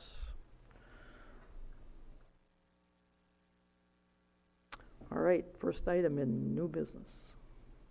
Item is to approve a parking exemption request for 7 new long-term dwelling units at 224 Washington Avenue. The administration recommends approval. All right, is there a motion? So moved? Second. There's been moved and seconded. Pat, do you have an explanation about what's being asked here, or is Jennifer? I don't see her.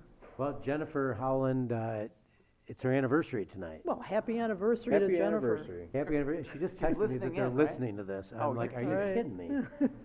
Jennifer, go have a date. Yeah, go to Don't- dinner. yeah. Have But fun. anyhow, the request is that the building there at 224 Washington Avenue be given the zoning approval of the off-street parking requirements be waived because they're in an assessment district downtown that we specifically built public parking lots for to accommodate the parking demand that square footage generates.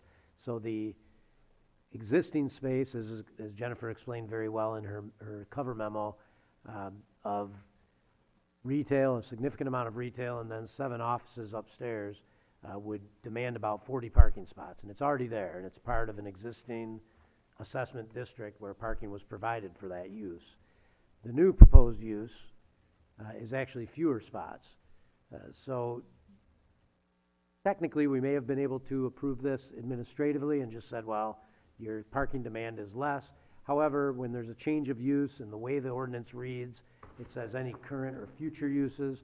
I think a potential developer who's looking at that property would want to have explicit council action to protect their interests so that they don't buy this property and then go to get their change of use approved and find out that that's not going to be approved. So I think this is just extra due diligence by a prospective developer. And we thought it a good idea to put it on the agenda and have city council affirm that waiver that's been in place, since the parking lots were built back there. It was in place for Grand Haven Jewelers and all the office space upstairs.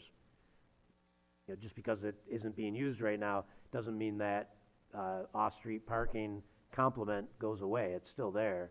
It's just now going to be used by a different type of use. When Grand Haven Jewelry was there, I think they had parking places at the Elks building. Didn't we require Oaks, when they did theirs, they purchased half that lot from the Elks for their parking? I think they may have an agreement with the Elks. I don't know what the details are. I can find that out. They do have an agreement with the Elks for that parking on that also. So they can do some overnight parking there. So, yeah, because are these going to be condos? Are these going to be offices that are only going to be there for short periods of time? I thought these were going to be condos at one time, I heard. I understand the upstairs is going to be residential. Yeah. And the downstairs is going to be retail on the frontage that faces Washington and office perhaps on the back of the building on the first floor. I just remember when the Oaks building, we did that, they required them to purchase parking. They didn't ask for a waiver on that one. I know they actually pay into the Elks for that half of that parking lot. If you look in there, you'll see where it's for tenants. And I don't know how many units there are in the Cutler House. Yeah. And then if you include the office space down below, we could look at that and see what percentage. I think that might have just been because they wanted to provide guaranteed parking for their owners when they bought a condo up there. So they negotiated something with the Elks. Okay.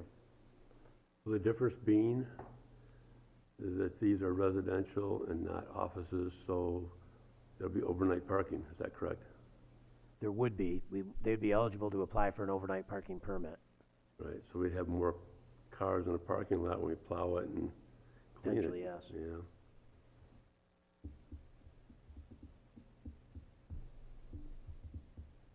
Well, for me, I'm looking at a math problem. They were already granted 40, and they're going down to 35.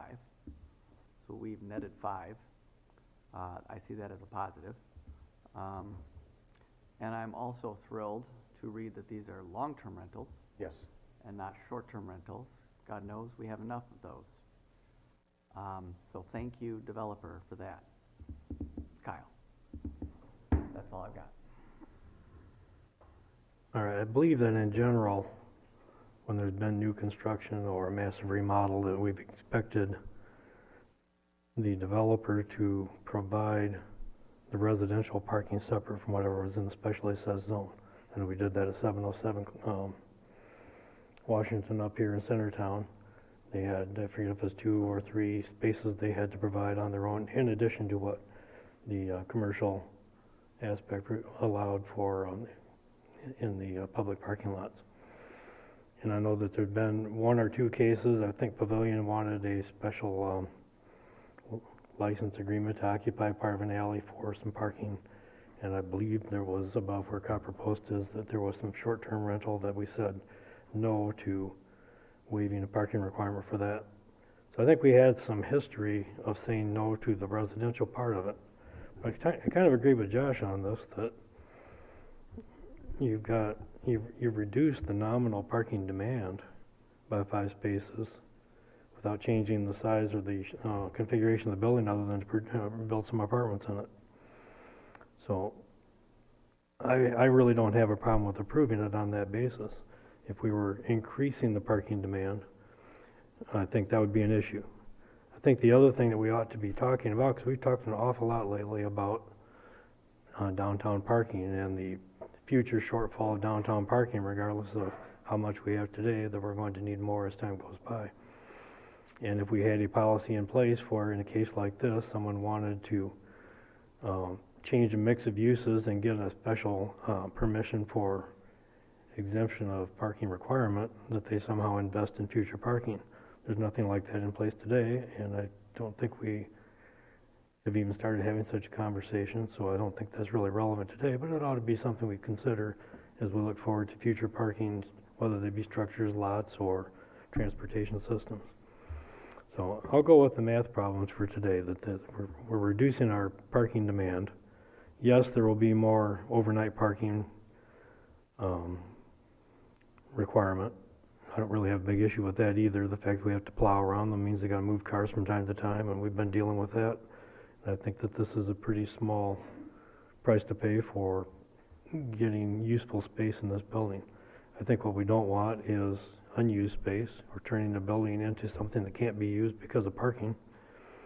When I started on the Planning Commission years ago, I had a pretty rigid view of what parking requirements should be and who should provide them and all that, and I've mellowed over the years to realize that parking probably shouldn't drive so many of our decisions in these matters, whereas making good use of our buildings and serving more of our residents and our citizens probably has a little bit higher appeal. So I'm okay with this proposal, and pretty much as presented. I am a little confused because, Pat, your explanation here doesn't quite match what I thought I was reading. You said that this would be for some potential person who might want to buy this building, they want this in place. I thought we were reading about a proposal which was actually happening, that we were changing the mix of uses and building apartments up there. Is that not the case? There is a buyer who's interested in closing, is not yet closed on the property, but is taking care of these contingencies. Okay. So that is the case. We do have a real non-speculative. Okay, because if this is just on spec, that maybe someday somebody will want to build some apartments up there, I'd rather deal with it then. But if it's something that's current, active, that's probably going to happen, and just waiting for this to say, I see Kyle's nodding his head, which is always positive. If this is something that this makes this happen, that's all the more reason for me to not want to delay and try to figure out some other scheme. So I'm good with this as presented, just with the caveat that we have said no to these in the past for various reasons. Probably not specifically for this reason, but we have had reservations about residential parking in these assessment districts. Thank you. I appreciate you giving me that slight opening. We talked about that on staff because the copper post had asked for, well, not the copper post, it was that building. Yes. But that was to convert to short-term rentals. I understand. Needing another 11 spots. The pavilion example, that spot was half on private and half on public property.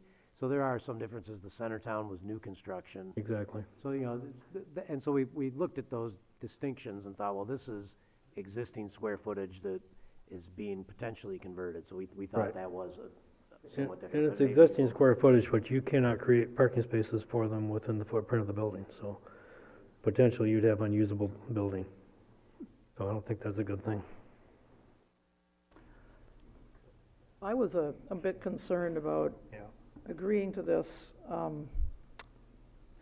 because of the issue of you know, residents parking and where they park, and it's not like, you know, you have all these office spaces and then people go home at 5 o'clock or 6 o'clock, whenever they get out of work, and then the car leaves with them. And in this particular case, it is there for the night. So I was concerned about, you know, where they were gonna park, and that they're also, since this, you know, the parking should be for shoppers, as to where those spaces are gonna be occupied and when the cars are gonna be moved, and that, because I do know of other people that have had buildings downtown and they wanted to park close to their building, and they didn't have that opportunity.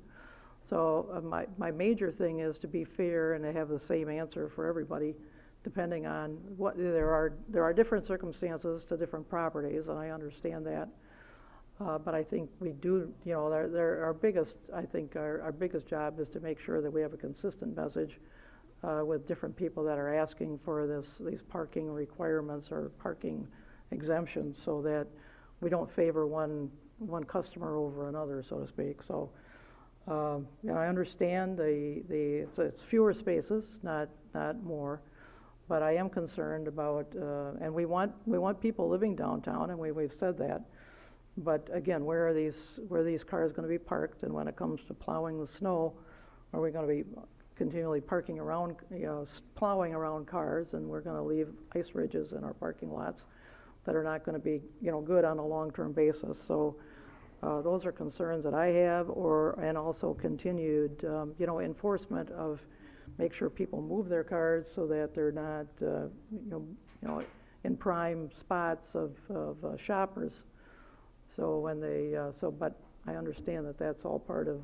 Pat, can you explain some of that? Is where these parking permits, overnight parking permits, is where things are allowed, et cetera?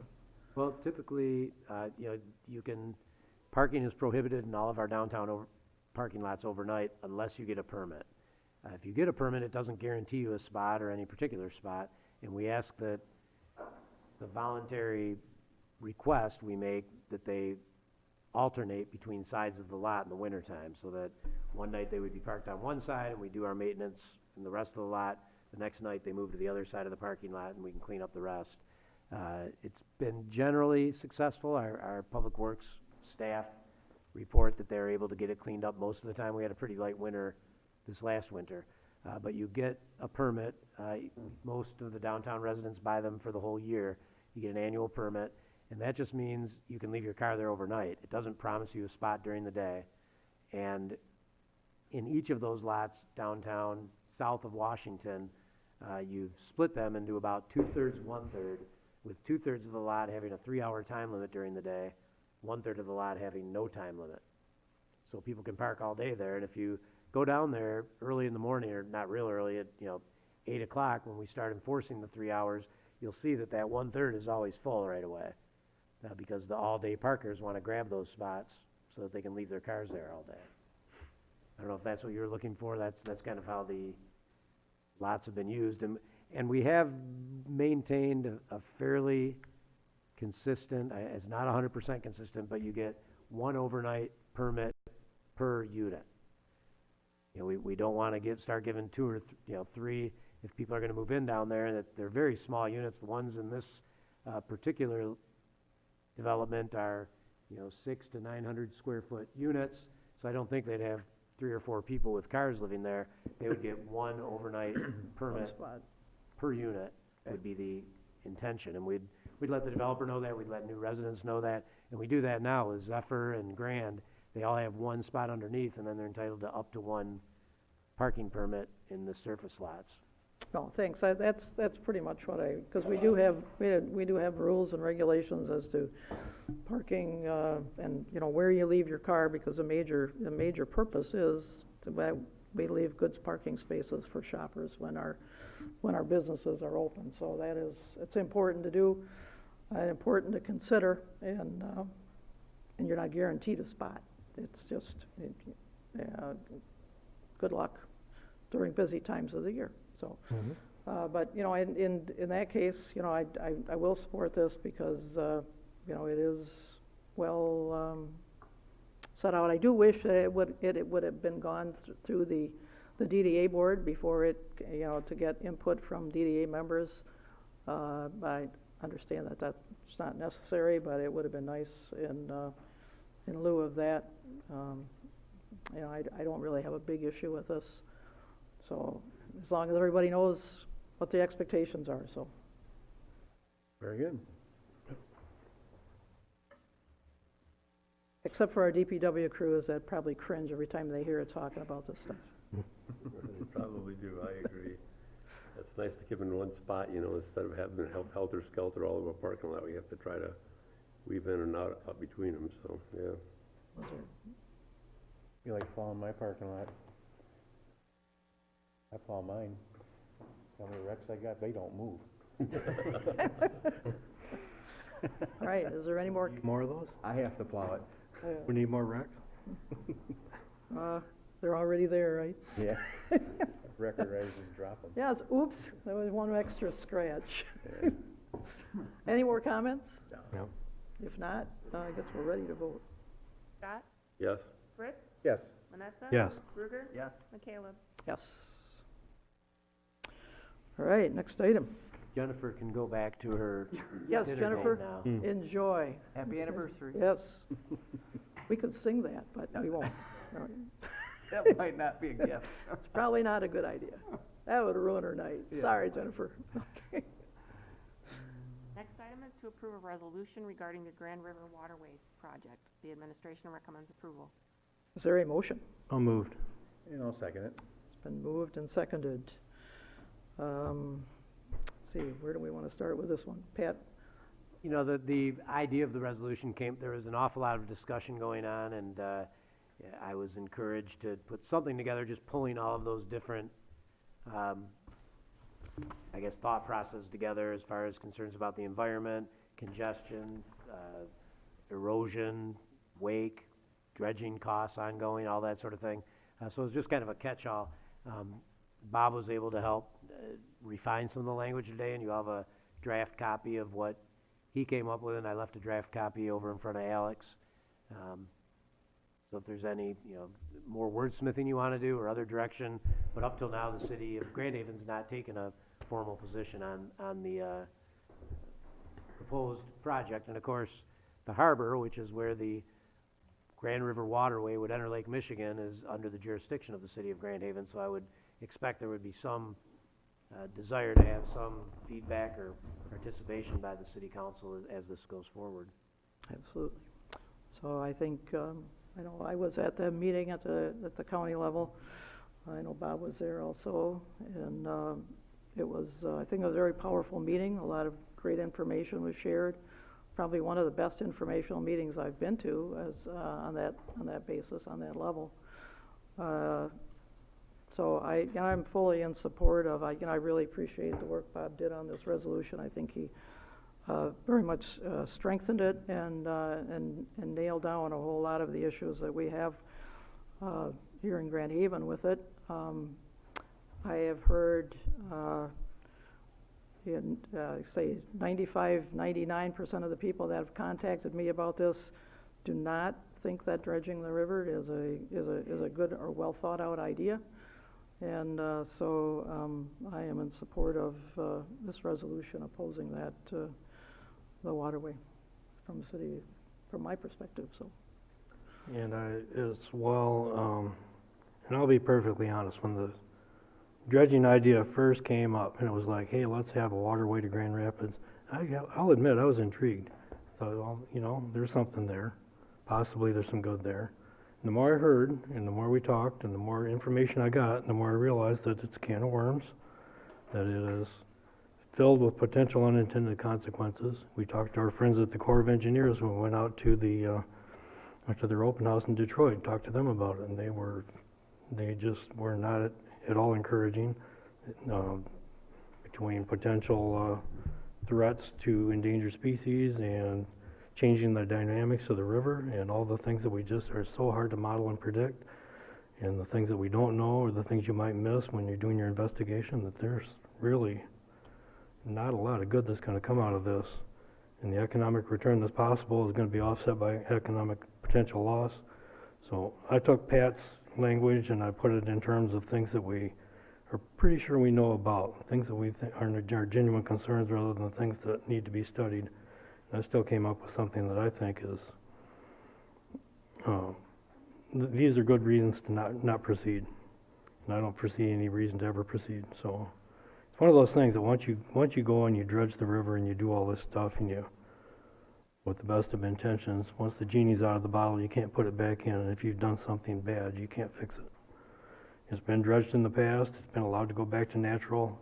Let's leave it that way. I think it works really well as a river, and really well as an ecosystem, and really well as a tourist attraction. I think we get good revenue out of it. So let's not screw up a good thing.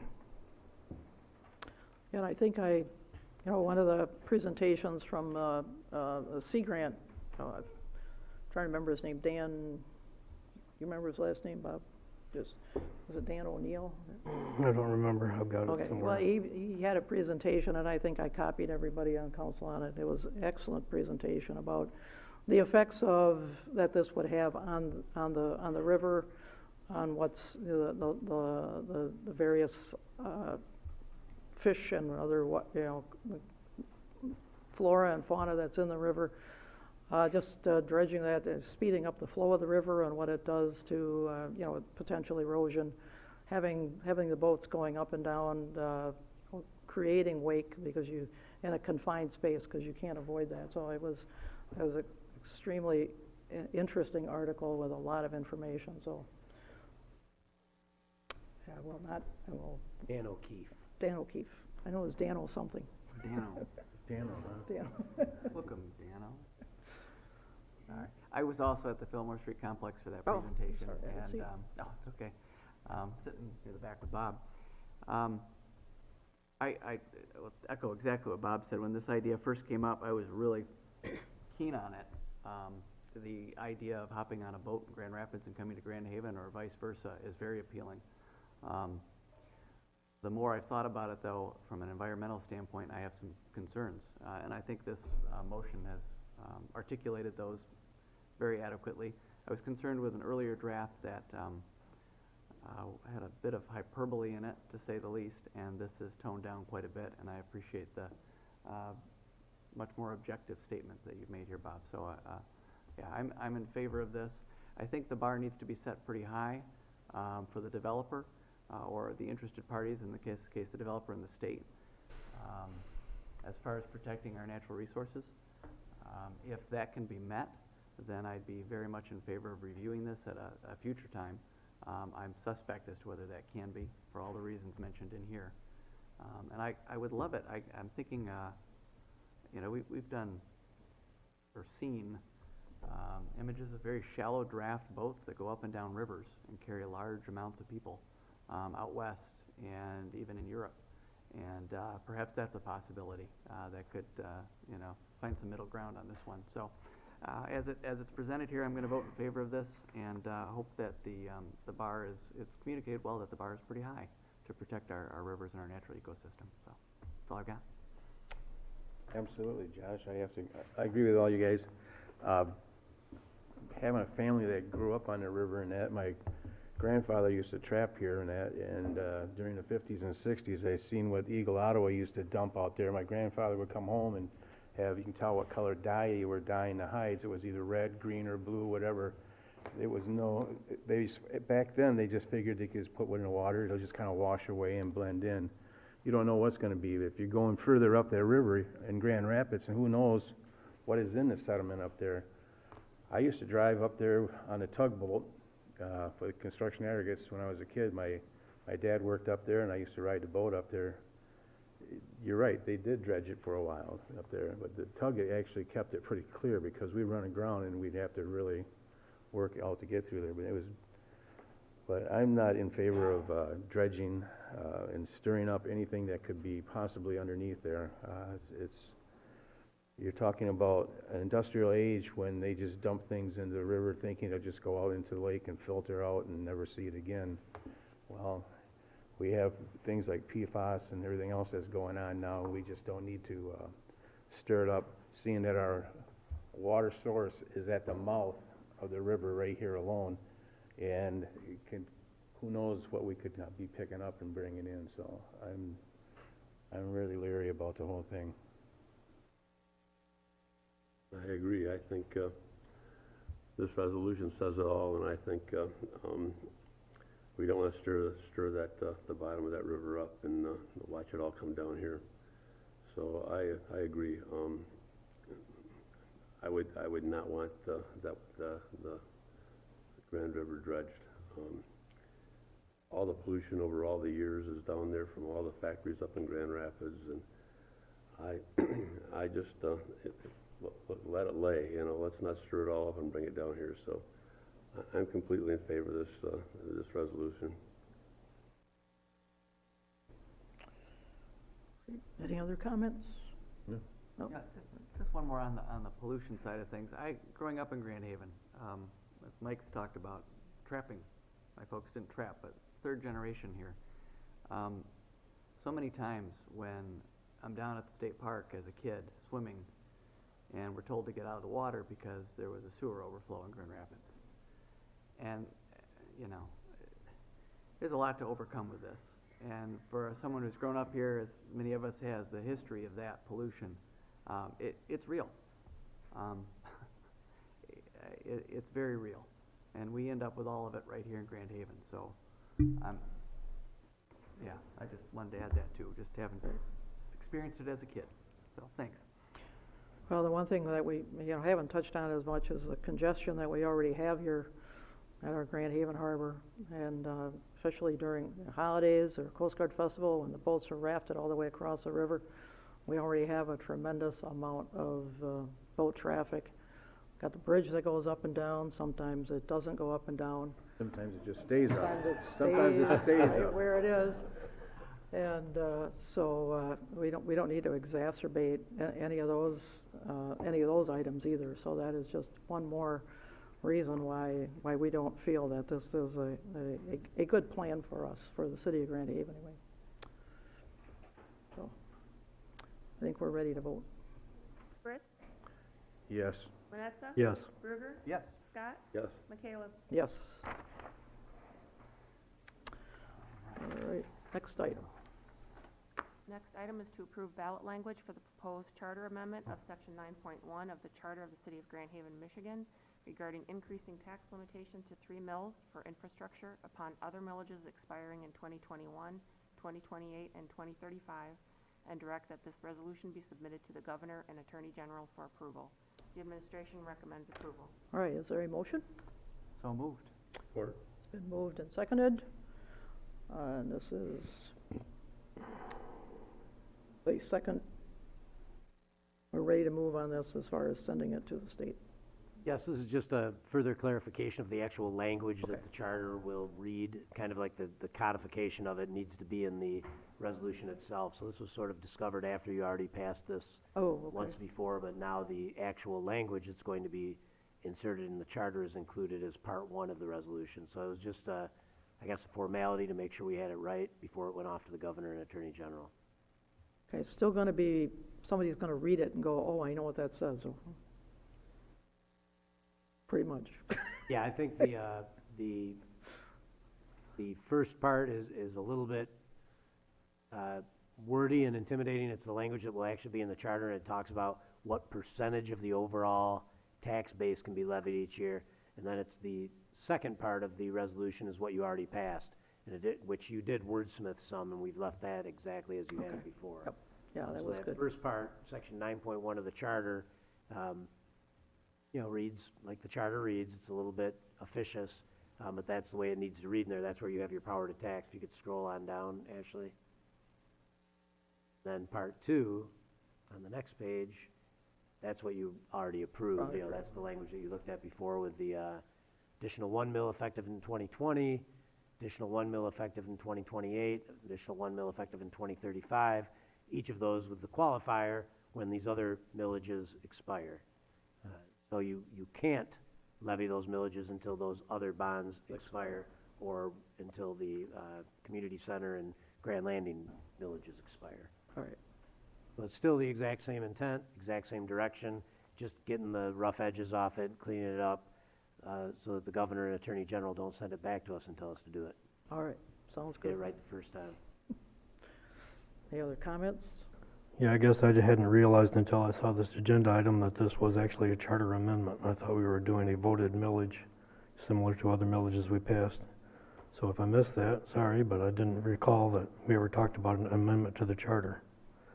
Is this something that, because it's a permanent millage, or what's the reason it has to be in the charter?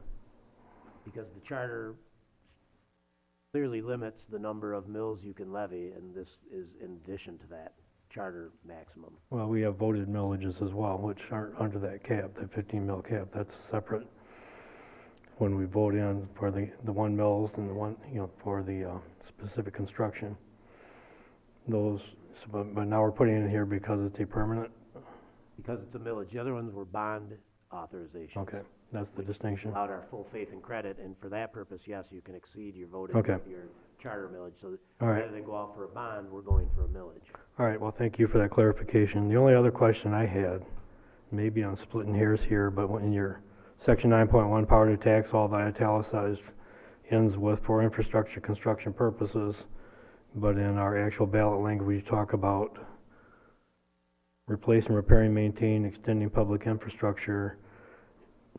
Is that sufficient to say infrastructure construction purposes when we're talking also about maintenance and replacement and reconstruction? Or should we expand that language? Because it's not necessarily new infrastructure. It could be maintenance or repair. And I think there's a distinction, at least in my career as a maintenance engineer in industry, there was a distinction between new capital projects and fixing stuff. Well, I think the charter language for infrastructure construction purposes would include those things that are on the ballot proposal itself, and in the event there was a challenge or a question, we would go back to the charter language for further guidance about what we're permitted to spend that money on. So I do, and the attorneys suggested this was sufficient in the way it could read. If we were more comfortable with it being more explicit in the charter and we wanted to expand on that. Well, if they're satisfied that we can do what we want with infrastructure with this money and not necessarily build new, then I'm okay with it. I'm just a little concerned that this looks pretty specific for construction as opposed to maintenance. And if the attorneys are satisfied and if the governor and the attorney general sign off on it, then okay. I'm not trying to add more words to something that already has a lot of words. I just want to make sure that it's clear and that we can do what we think we can do. Yeah, I'll verify that before we send it off. All right. If this passes. Thank you. If it passes. Any other comments or questions? If not, we will vote. All right. Checking on. All right, no, you're good. Don't want to rush you. Vanessa? Yes. Ruger? Yes. Scott? Yes. Fritz? Yes. Michaela? Yes. All right, next item. Next item is to direct staff and the city attorney to work with the planning commission to establish rules and guidelines to permit the establishment of medical marijuana facilities in the city of Grand Haven, consistent with the Michigan Marijuana Act, and to provide a recommendation to the city council in 2019. Is there a motion? I'll make that motion. I'll second. Been moved and seconded. Pat, do you want to give us an Well, explanation? when Linda read it, she left out medical marijuana, so anybody listening on the radio, it's the Michigan Medical Marijuana Act. You're not talking about recreational marijuana tonight. Correct. But I think you're all very conversant in what the discussion is. You've had considerable feedback provided to you at some recent council meetings, and I know each of you have attended various municipal league offerings since the 2008 vote, I think. So this is not anything new. City council has thus far chose to opt out by staying silent on the issue. And up until now, and at your last meeting, I was asked to get something together on the agenda. So this would simply offer your staff, city attorney, and planning commission an indication that you would support some level of permission of medical marijuana facilities in the city. And I like getting out in front of this and asking the sitting city council if this is the direction you want us to go in, because this would be a considerable level of effort. We got to get it right. So we'll really get our hands dirty and get all the detail worked out and get some feedback and put together what we think would be a responsible framework for you to consider. So didn't want to do that lightly without clear, explicit direction from the city council. All righty. Understood. And usually I'm a stickler for having actual resolution language, but in a case like this where we're just giving direction to staff and to the planning commission, I don't think we need that. I think you're just establishing our intent, which I think this is the right thing to do.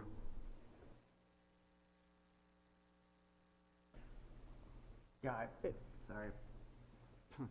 Thinking through thoughts on what I've already said about this, but I think to sum it up, this has been a legal process that the state has worked out over the last decade. They've worked the kinks out of the system. We take a cautious approach in Grand Haven, and rightly so. I think it's time we take a good look at this. As a percentage, I'm not sure what it is, of our residents use marijuana for medical purposes.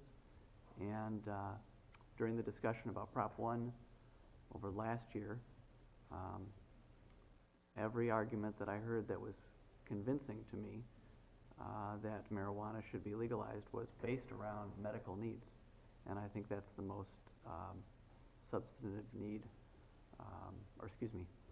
that had the most substance as far as the case was for me, as far as Prop 1 was concerned. Not so much on the recreational side, although as I've stated before, I'm open to looking into that perhaps down in the future. Sorry, I'm rambling a little bit. But at any rate, I'm thrilled to see this, and I look forward to seeing what the Planning Commission draws up that will safeguard our community from the potential adverse impacts of a medical marijuana facility in our community, but they can also offer the benefits to those members of our community who do need this as a resource. So there you go, fumbled through it, but I think I got around to what I wanted to say. Thanks, that's all I got. Thanks, Josh. I approached you on this at MML thinking that we should probably put this up there, and I'm glad you came forward with it, and that because there are people out there that are really, opioids is a big thing for us right now. We need to get off them. We've had people in this community that have been on opioids, and it's just what they say, the first 5 days in opioids, you're hooked, you're done. I mean, you're in it, that's the way it is. But with the medical marijuana, you get them off in that, they don't have the same attraction to it. It relieves their pain, it gets them back where they're supposed to be, and they don't have that dependence that you end up with an opioid. So I'm in favor of this altogether, and I gotta say thank you for the state, because we did take a cautious area. We did work on it here, saying, yeah, we opt out for now. But the state worked very, very hard. They came up with a good plan, a good way to doing it, and now it's time for us to step forward and go and move forward with this. So I'm going to vote yes on this to move forward. I'm not in favor of the sale of medical marijuana in Grand Haven and other ramifications that's going to bring here to town, and so I'm going to vote no. I'm also a no vote, because I don't think that this is a door that I want to open in our community. I think some of the case was made by the folks that spoke earlier, that one person in favor of the dispensary, another person saying the dispensaries don't work, and that thousands of people are gonna come to Grand Haven to get their medical marijuana. Well, I personally don't look for thousands of people to come to the city of Grand Haven to buy medical marijuana. I don't think that's a good thing for our city. It's not anything that I want to endorse. So, because I don't know where the other, where people are getting it now, that is, they're welcome to get it there. I don't think that we need to have it in our community. I'd be happy that people continue to get it where it is that they can get it. I don't want it to be here. And I don't know how far people have to drive to get here, but they have to, but I don't want to be that mecca to say, well, we're going to be an island in a desert, and we're going to attract all kinds of folks to come here and buy their medical stuff. So there's plenty of opportunities, I think, for people to get it where it is that they get it now, and that is your right and your privilege. But I am not interested in doing it here in our community, so I'm also going to be a no vote.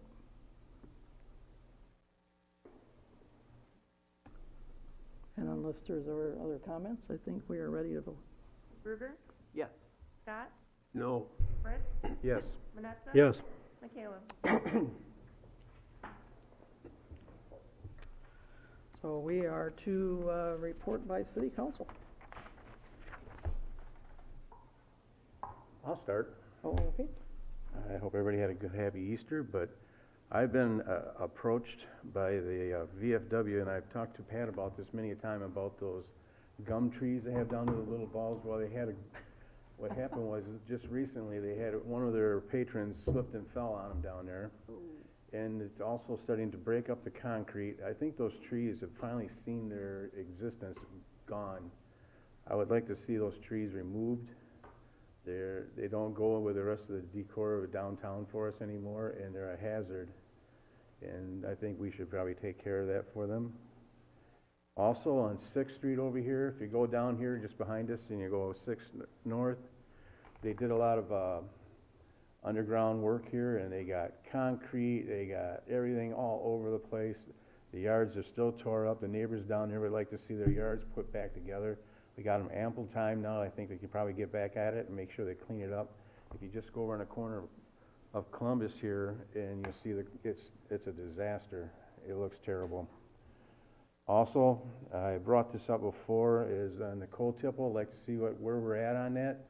That was 2016, it's 19 now. People raise money, they want to know what's going on. Can you get a report on that back to us? It would be really helpful, and see where we're at.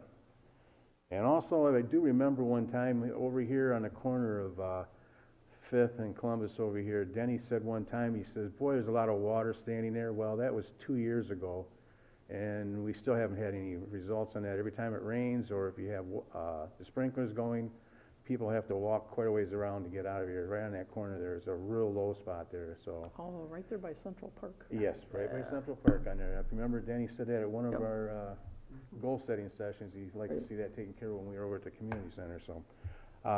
That's been a couple of years now, so I think we could try and take care of some of this stuff, so that's my report.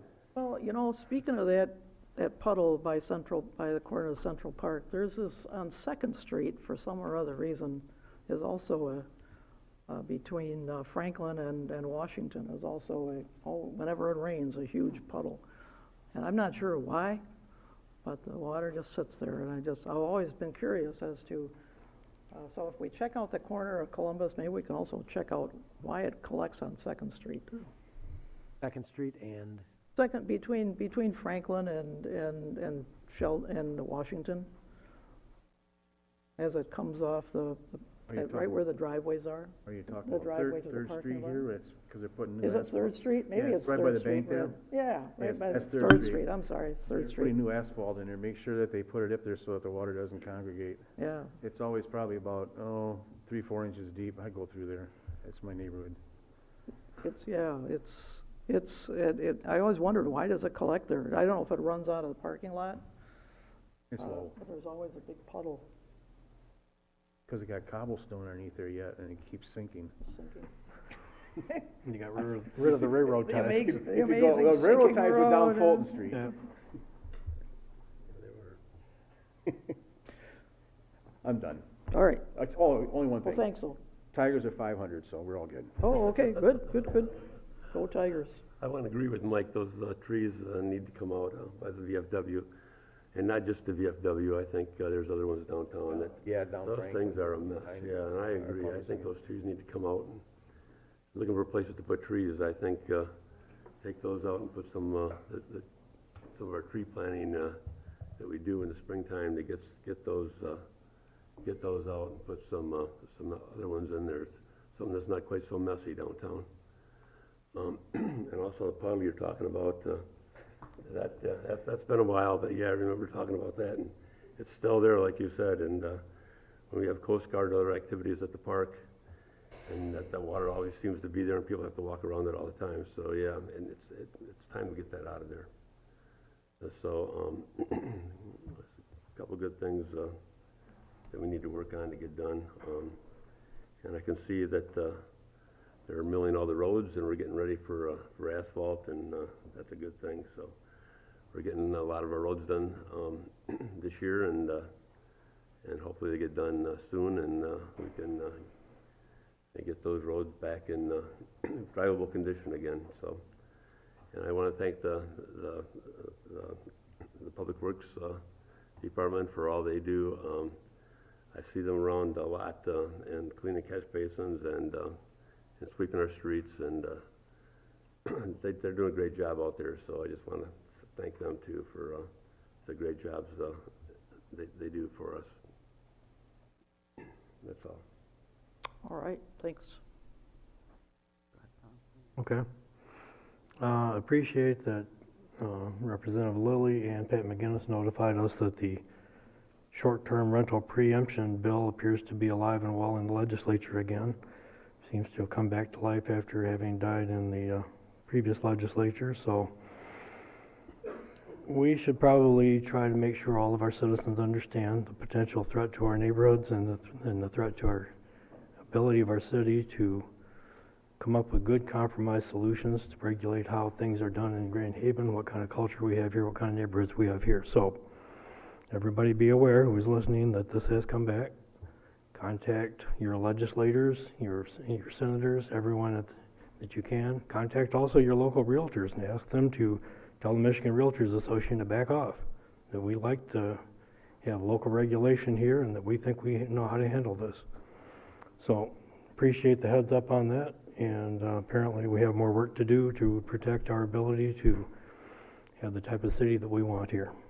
I'd like to also say that I'm working with the Science Olympiad teams again in the local schools, and we have our state tournament coming up this Saturday, so wish us luck. There's a lot on the line. We have been working very hard to get these kids ready. I think we'll do very well. So stay tuned on that. Good luck. And one last thing, I donated blood today, and I would like to encourage everybody who is willing and able to donate blood. There's a great need for blood donation. This marked my 17-gallon donation. And so I've been doing it a long time, and I turned out like this, so I don't think it'll hurt you any worse than it does me. So anybody who can and is willing to, I encourage you to take up blood donation and help your fellow person. Thanks. All right, I'll go, I'm going to piggyback on the gum trees. Why not? Get 3 of us in there, as long as we plant something new. Attending Covenant Life Church. Yes. And walking to the coffee shop for a cup of coffee is like it's an adventure when those things drop. Twisted ankles, kids, my boys love to pick them up and throw them. Probably shouldn't do that, but at any rate, I would second that. So if we can get those gum trees out of there, I think it'd be great. It is a safety hazard, hands down. And then to piggyback on what Bob just said about short-term rentals, the argument is couched as it's a private property right at the state level. And the problem is there's 2 sides to that argument. And there is a private property right for the individual who does not want to live next door to a business and did not buy a house next door to a business. I own a seasonal rental. I think it's very hypocritical at the state level to say it's not a business when I pay sales tax on people's visits at my place. That is a business, hands down. It is taxed as such. and it should be treated as such. And we in Grand Haven worked long and hard, I'm passionate about this, long and hard, for over a year, to come up with a solution that works for our city. And I think each individual city should have a right to work up their solution that is best for their city, because private property rights run two ways. And from the Realtor Association, who's putting a lot of pressure on Lansing, they're trying to make money off of this, because it is true, seasonal rentals do sell for more than a long-term rental. But it's all about the dollar for them. And I'm about quality of life for our residents here in Grand Haven, as we all are here on this council. So whatever you can do, whoever's listening, call Jim Lilly here, call our Roger Victory. Roger Victory, thank you. Let them know that we don't want this in Grand Haven. We've got a good solution for our community that works. So thanks for bringing that up, Bob. Thank you, Pat, for giving us a heads up. That's all I got. Mayor? All right, thanks. This past week, I had the privilege of speaking to another group of 40-some people that came to Grand Haven to become naturalized citizens. It's always a privilege to do that and be a part of that, and to see all the countries that these folks come from. They are from all around the world, and it is just, we are, you know, unfortunately, there's other communities that are now seeing what a great privilege it is, so we're not able to do as many as, because I think the next group was going to be in Holland, but it's always a lot of fun. And in fact, we have one of our own local citizens, which is now speaking to her fellow naturalized citizens. This is the second time that she's been asked to come and share her story. She spent 19 years in a refugee camp before coming to America. So it's a great opportunity. It's a lot of fun, and just welcome to all the new citizens that we can address when they're able to come here. Next one's in June. If you've never been to one of these, they're at the library, and it is just great to see the enthusiasm and how special it is to become a citizen of the United States to these people, and what they've gone through to get to that point. So always a pleasure to be a part of that. We also attended the parking town hall that we had, that Pat gave a really good slide presentation to. It was a full house. In fact, we walked in and they kept having to bring out more tables and more chairs because there was so many people came, and which is always, again, a good thing about Grand Haven. When you have an issue before you, a lot of people care. They come out and they participate. A lot of good questions, a lot of good information as we continue to look at our parking issues in Grand Haven, how to address that.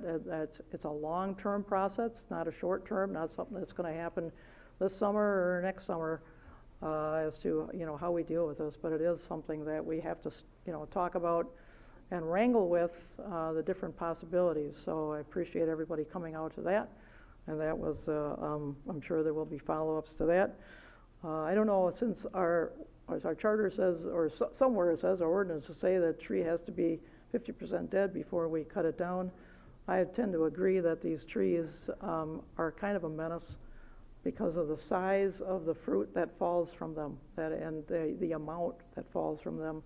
So I would not be opposed to replacing them with something that isn't going to create the hazard and the mess that these particular trees create. So.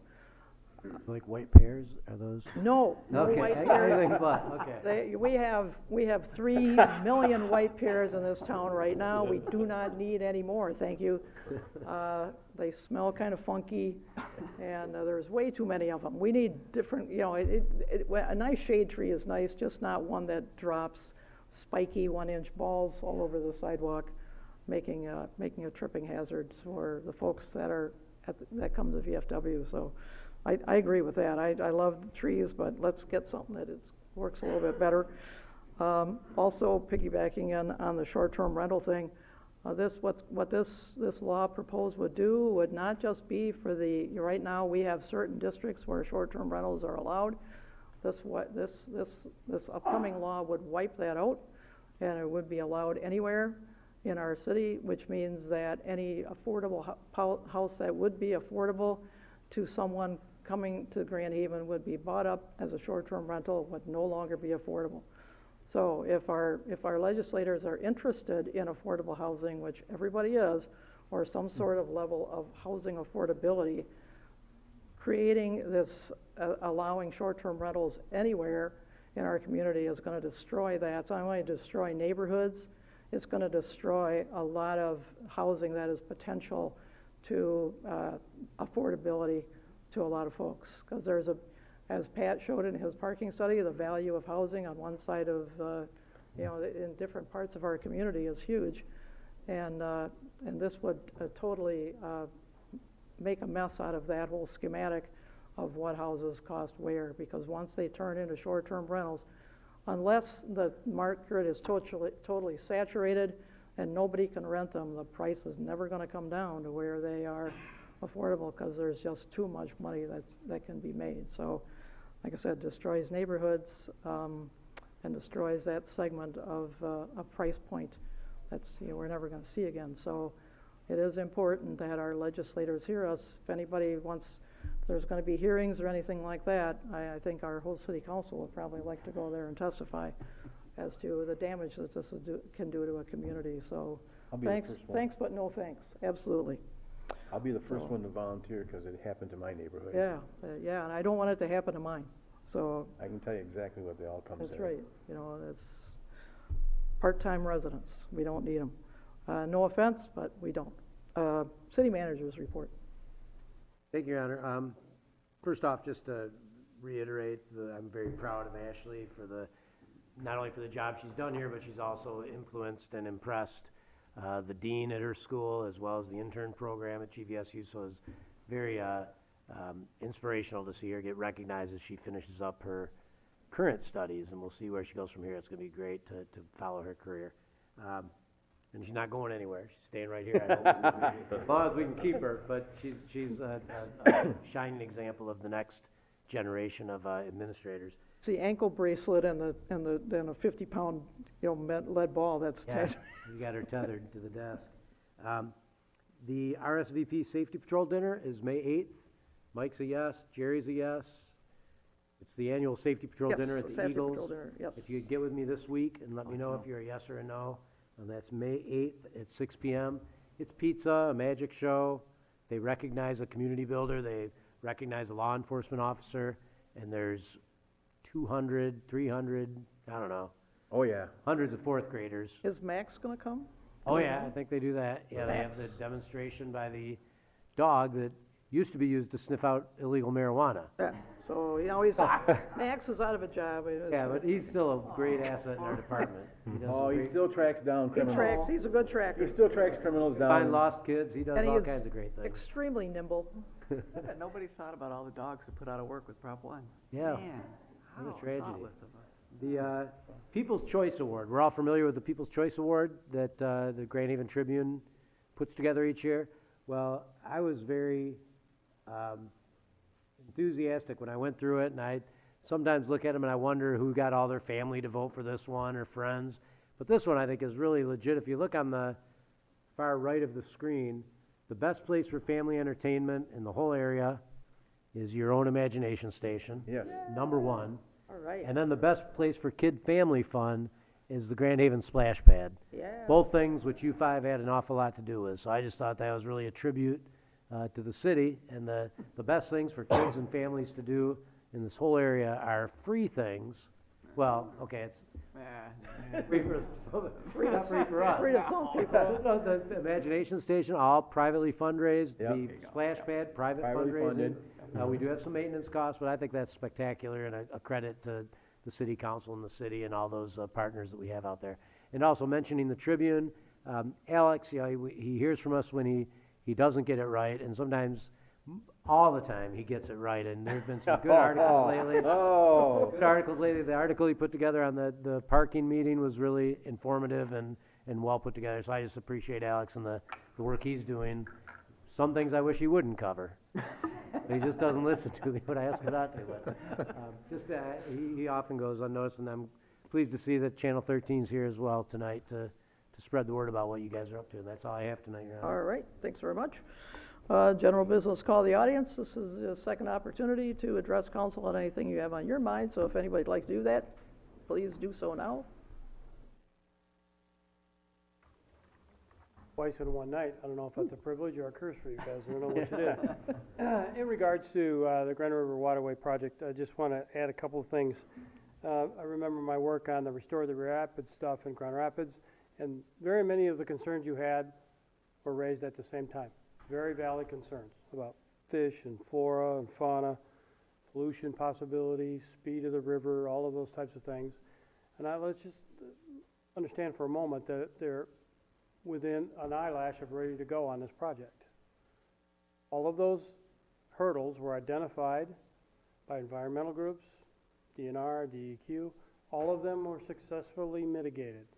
All of them done in a transparent fashion. So I would just say to you, I didn't expect that there would have been any different vote tonight. I just would have wished you would have considered more things, because what I think you've done is probably premature. Should have let it mature a little bit more and understand the process.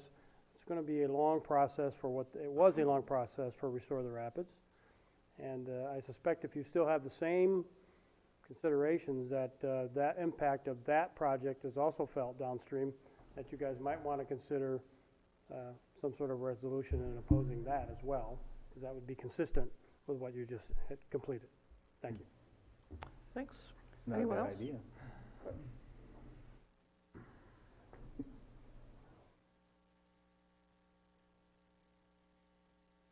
My name is Lori Lau. I'm a longtime Ottawa County resident.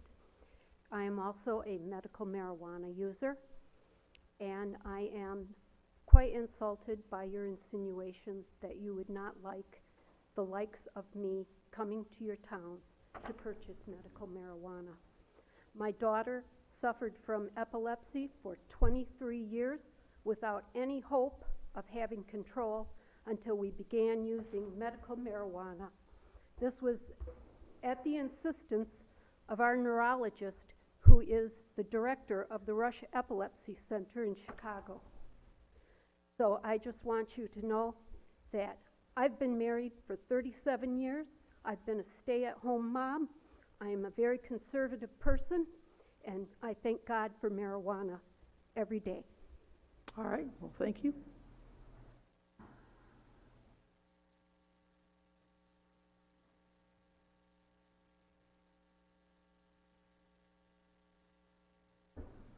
Thank you.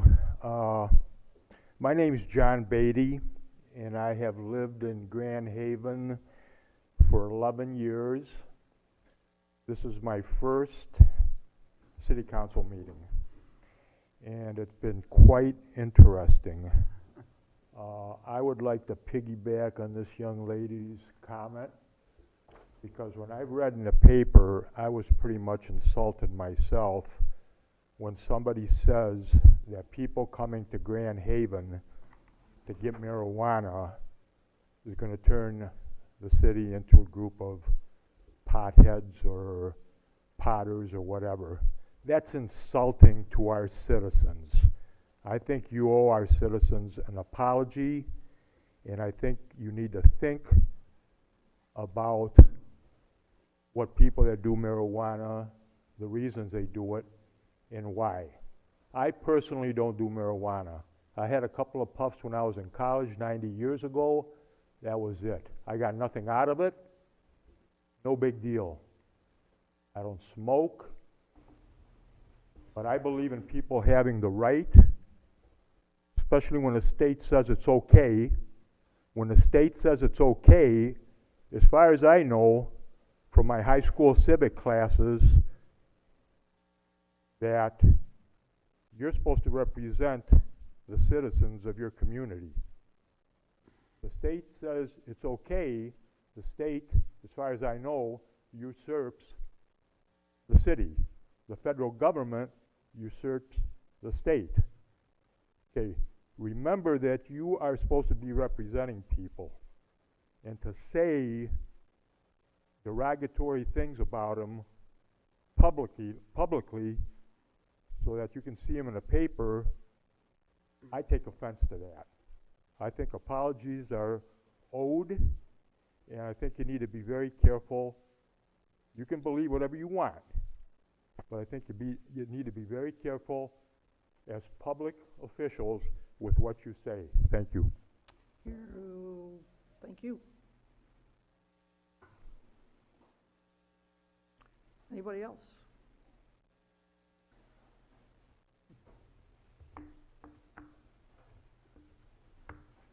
Hello. Thank you for having us here tonight. And I also am a longtime resident of Ottawa County. Excuse me, can you give us your name and address? Carlene Havian, 17604 92nd Avenue, Nunica. I'm also a caregiver, and I help people that use marijuana. Most of them use it because they don't want to use opiates, and they can't use opiates. It's detrimental to them. But being able to have access to marijuana is really the key thing. I'm a caregiver, so I can my patients have access to it. But there's so many that don't, where there's 40,000 caregivers and 200 or 300,000 patients. There's several that don't have access to it, and they need it, or the other answer is the opiates. So I thank you for considering it, and I hope that you allow these wonderful people to do the work that they do. Thank you very much. All right, thank you. My name's Rob Corbett, 13917 Pinewood Avenue, Pinewood Drive, actually, sorry. Just to touch on the point about access here for cannabis, in general, at a dispensary, the price is up onwards to 3 times the amount it is in the street, so to speak. So to be worried about the people who are going to be purchasing cannabis in a legal dispensary or provisioning center, it kind of seems ludicrous to me compared to someone who go to down the street, get it from a caregiver or someone who's growing for $150 compared to paying $300-400 for an ounce at a dispensary. You're not going to have lower class people or criminals or people like that. You're going to have people who have a little bit more money, who can spend money, who are more quality people, who are going to go to a clean, safe place. Because a safe transfer point, you're getting meds or cannabis from someone who hasn't had it lab tested most of the time. So you could have pesticides, mold, bugs, all sorts of things in there. As we're a dispensary, there's so many strict things that are put in place so that you can't just have any old butt off the street. So essentially, by kind of making the assumption without really knowing any of the ins and outs of cannabis, it just seems kind of ridiculous to me because it wouldn't bring any negative impact to the community. If anything, it'd be positive because you're going to have more quality people who want quality meds instead of just someone who's wanting cheap meds on the street. So thank you for your time, and just consider that, please. All right, thank you. Amy Cooper, 1386 Taylor. I just kind of wanted to address the woman that was here and what she said about the Relief Hub and setting up this connection place for caregivers, patients. And I think it's time that I kind of share a little background on my situation. So back in 2016, I was already kind of involved in this industry and kind of educating myself and putting together events to educate the public. And I had done a panel it was probably about 4 parents, a doctor, and an attorney, and they were discussing cannabis use for autism. And then in 2017, my son was diagnosed with autism. And in 2016, when we had that panel, it was just so moving to me for some reason. I remember that night just walking out going, oh my gosh, how can I help these parents? Like, how can I help these parents? And then the next year, my son had his own diagnosis for autism. And then last year, in July, they started taking public testimony to consider autism as a qualifying condition for medical marijuana in Michigan. There's 50,000 autistic patients in Michigan, adults and children, and they approved it. But I was one of 2 parents there, and I wasn't there advocating for my own son. I was advocating for other parents that I have talked to over the last several years that have been so desperate at finding a solution to help their children. It's sad that sometimes parents don't even consider it as an option until the very end when they're so desperate. And the situation now is my son could qualify for this. He already has 2 certifications and that I can send into the state, and one of them was written by his pediatrician right here in Grand Haven. The other one was written by a doctor also here in Ottawa County, not in Grand Haven. And right now the situation is if I do want to treat my son with this medicine, I've been trying CBD. It's legal, I can do that, but it's not working. It hasn't been that solution. I want to find the sweet spot. And I can't do that with no access to other products beyond the CBD. There's CBG, there's CBN, there's certain different cannabinoids present in the plant that I can use to treat my son, and it's not psychoactive, and I want to be able to do that. But I have no accessibility to that product. And this whole relief hub thing, the connection, I can't get tested, regulated product from caregivers, which means I can't see exactly how much CBG is in it, because state regulations have that requirement of putting the cannabinoid profile there. And so this is, please just take that into consideration. So thank you. Thank you.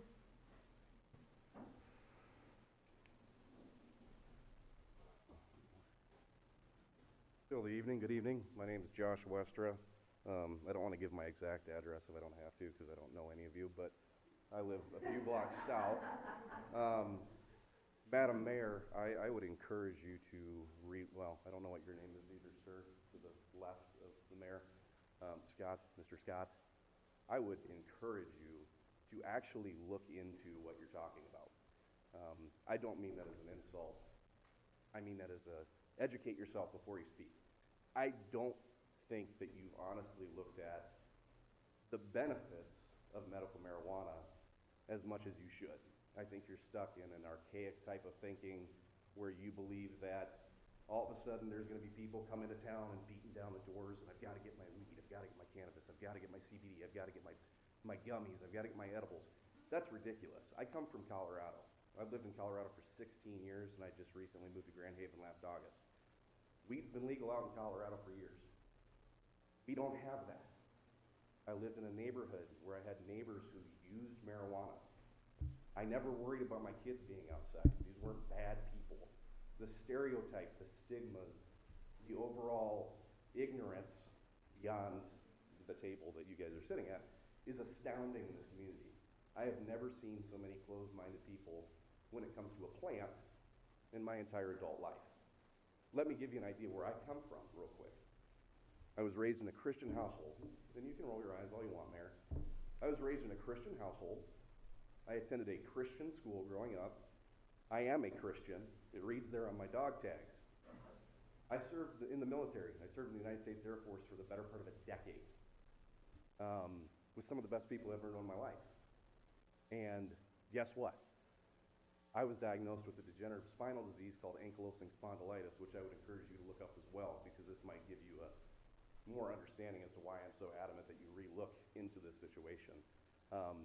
Ankylosing spondylitis is basically, it's a spondyloarthropathy, which means it's a disease of the spine. So if this gentleman right here, who doesn't have ankylosing spondylitis, if he hurts his shoulder or he hurts his back, his body is going to heal. It's going to heal in a natural way that most people's bodies heal. If I hurt myself like I did serving my country, I don't heal that way. My bones actually, the ligaments that surround your bones, calcify. So I don't get to heal like everybody else. My bones just fuse. So right now I have SI joints that are completely fused. I have an L4 and L5 that are partially fused, if not completely fused, because I haven't had scans in a while. I broke my shoulder serving my country, apprehending someone, and it was a training exercise. It wasn't like real life, so I'm not going to take that into consideration. But chasing somebody, I ran into a box at full speed, wearing about 60 pounds of gear, and I broke my shoulder. For roughly a year, I couldn't lift my arm above my head because it hurt so bad. That was while I was serving my country. I'd challenge you to look into what people actually are given that not only have chronic diseases and, the joint pain, the everyday stuff. Taking ibuprofen and taking Tylenol would be like taking a shot of grape juice and wishing it was vodka. It doesn't work. My body does not tolerate, it's not that it doesn't tolerate, taking ibuprofen does nothing for me. Absolutely nothing. I retired in 2012. I've been stuck in the VA hellhole process for 7 years now, and I just finished. I am a 100%, just to give you an idea of my situation, I am a 100% medically retired disabled veteran, as assessed, as given by the Veterans Administration not more than a couple months ago. Their idea for pain management, I would challenge you to look into this too, is to take prescription drugs, opioids, and to get basically, I mean, you can't avoid it, get hooked on opioids. I have a 3-year-old son, I have a 5-year-old daughter. I have zero interest in turning into a drug addict. Zero. That's what opioids do. There is an opioid crisis nationwide. This is not just Michigan, this is not Indiana, Illinois, it's nationwide. The President of the United States has recently started to discuss the importance of looking into the opioid issues. In Colorado, I know people who have overdosed from opioids. I know people that are addicted to painkillers. I've seen what happens to people who are addicted to painkillers. I've watched husbands, I've watched fathers, I've watched wives, I've watched brothers and sisters and uncles and aunts. Lots of different people from lots of different walks of life that were no different than you, me, or anybody else in this room, who one day, totally good, a few weeks later, not so good, a few years later, lucky to be alive, if not dead. And a lot of that was from opioids. And I'm talking countless individuals that I know. My wife, Emily, who I love dearly, helps run that hospital here in town. She's been a registered nurse for years. She just recently took over a house supervisor position, so when she's there, she's in charge. She runs the nursing department. We have had countless conversations from a medical standpoint, and I don't know if you have a medical background. I don't know your background. I don't know if you have a medical background. I don't know if any of you have medical backgrounds. But I would challenge you to look at what medical professionals, not council members, not random people that don't have the background, look at what medical professionals say about marijuana. Look at what police officers in places where it's legal say about marijuana. Look at the town we live in right now. We have a town where we have liquor stores within, I mean, how many can I hit by the time I get home? If I weave around, I can bounce and go, here's a liquor store, here's a liquor store, here's a liquor store. The thought that you think that people smoking marijuana are going to be a detriment to your community, but you openly embrace liquor stores, Meijer sells, I've never seen a selection. Colorado doesn't have that. You've got Meijer, that's the world's greatest liquor store because it's cheap. But you have liquor and booze available everywhere in this town. This isn't a dry town. I've seen what liquor and booze does to people. I've seen what alcoholism does to people. And I've seen what marijuana does to people who smoke it every single day. I can give you the answer to that. It doesn't do anything. Their pain goes away. The anxiety they deal with goes away. The depression that they have goes away. And I'm one of those people that suffered from those things. So for you to think that people coming to this town are just running it down to get high and are really excited because, oh, they're Grand Haven opened a medical marijuana place. Let's go, guy. Like, who does that? Like, I challenge you to think about what you're saying before you say it. Because I don't see it as carloads of people coming into town to buy weed. That's not how it works. I'm 32. I hate to say this, but I think your age is playing into your decision. And I don't believe that that's something that you're considering, is that people my age who have grown up in areas where marijuana is legal, who have adulted in places where marijuana is legal, and who have spent years around it, I think they have a better understanding, and I would challenge you to broaden your thought process. And I commend the council members that are willing to do so. Because whether or not you like it, Madam Mayor, marijuana's here. It's not going anywhere. It's going to be legalized federally within the next 8 years. I'll bet you anything that it is. People have vocally expressed their gratitude for states that have moved towards legalizing it. Michigan just legalized it. And like I said, to think that it's going to be some sort of the devil's lettuce that's going to come into town and tear up Grand Haven is asinine. It makes no sense because you have no proof. You have no validation when it comes to that. You have no argument to support marijuana coming in and destroying your town. You just have a thought in your head that I don't want to be the mayor, I don't want to be the council person that decides that, yes, I'd love to have, or I don't want this to come to town, because what if it does, and oh my God, my legacy, my this, my that, you work for us. You work for us. These people in this room, you work for us. Can I jump in, John? No, you know what, he's talking to me. I'm talking to everybody. I don't, yeah, that's fine, but you're talking to me. And you're reading you think you can read my mind. Yes. And you think that you can know my history. No, And I number would one, you applaud can't read, you know what, right, okay, all right, my turn, Perfect. my turn. Because you don't know my history, you don't know what I know, you don't know how much research I've done. And I have, and there's people that speak for a segment of the town, and there's other people that speak for another segment of the town. And that is my right and my responsibility to do my homework with what I know, and I have a right to take my vote where I want it to go to represent the people that I want to represent, and I don't need to sit here and be insulted or because you think you can read my mind or you know my history. Excuse me, it's my turn. I've listened to you for a good long time, and it's my turn to respond. So respond. I just did. Would you like to I am, excuse me, I cast my vote. I don't cast my vote in ignorance or in prejudice. I cast my vote because this is what I believe, this is what I've seen, this is what I've experienced, this is what I know, this is what I feel. Everybody can have a different opinion, and everybody's got a right to their different opinion. This is my opinion. I acknowledge my opinion. I take responsibility for my opinion. And I have a right to that opinion. And I don't have to sit there and be berated by people because you think I'm ignorant or don't know anything or I'm a different generation. Because that has nothing to do with it. Because, excuse me, I'm not having a debate. No, I don't want a debate. Good, because I'm not done. What your basis is for your All right, decisions. I'm through with this. I'm not. This is just public comment, let's not.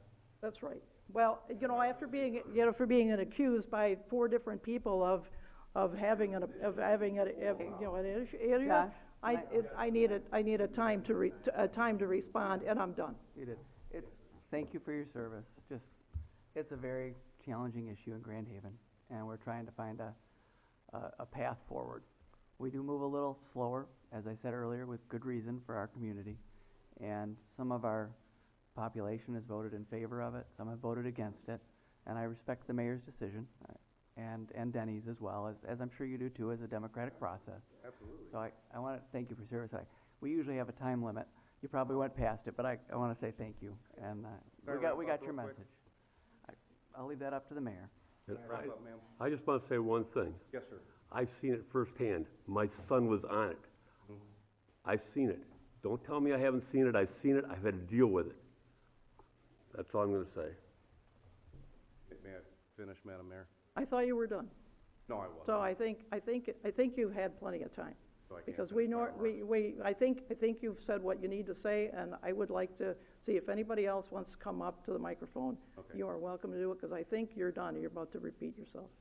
Absolutely not. I was just going to say I appreciate your time, and I look forward to reading about positive things coming forward from the council, and I look forward to having you elaborate what your position actually is and why.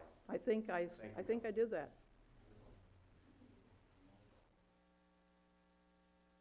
Anybody else? I'll try to follow that. My name is Misty Eves at 4261 Wilson. I'm here as a medical cannabis activist and advocate, specializing in special interest in veteran and pediatric care, use, and access. I am a West Michigan Cannabis Guild member. I have also spoke with Smart Safe GR to help promote equal access on the west side of Michigan. The MMA had been adopted in 2008, as you clearly know. A decade later, we still have no access. This is not about Prop 1. This is not about trying to turn your town, tourist town, may I remind you, into something that you don't want. There's obviously people here that live here that pay taxes. They don't want that for themselves or their property or for their children, I'm sure. I'm also a mother of an epileptic son. So appreciate your comments there, and thank you for your service.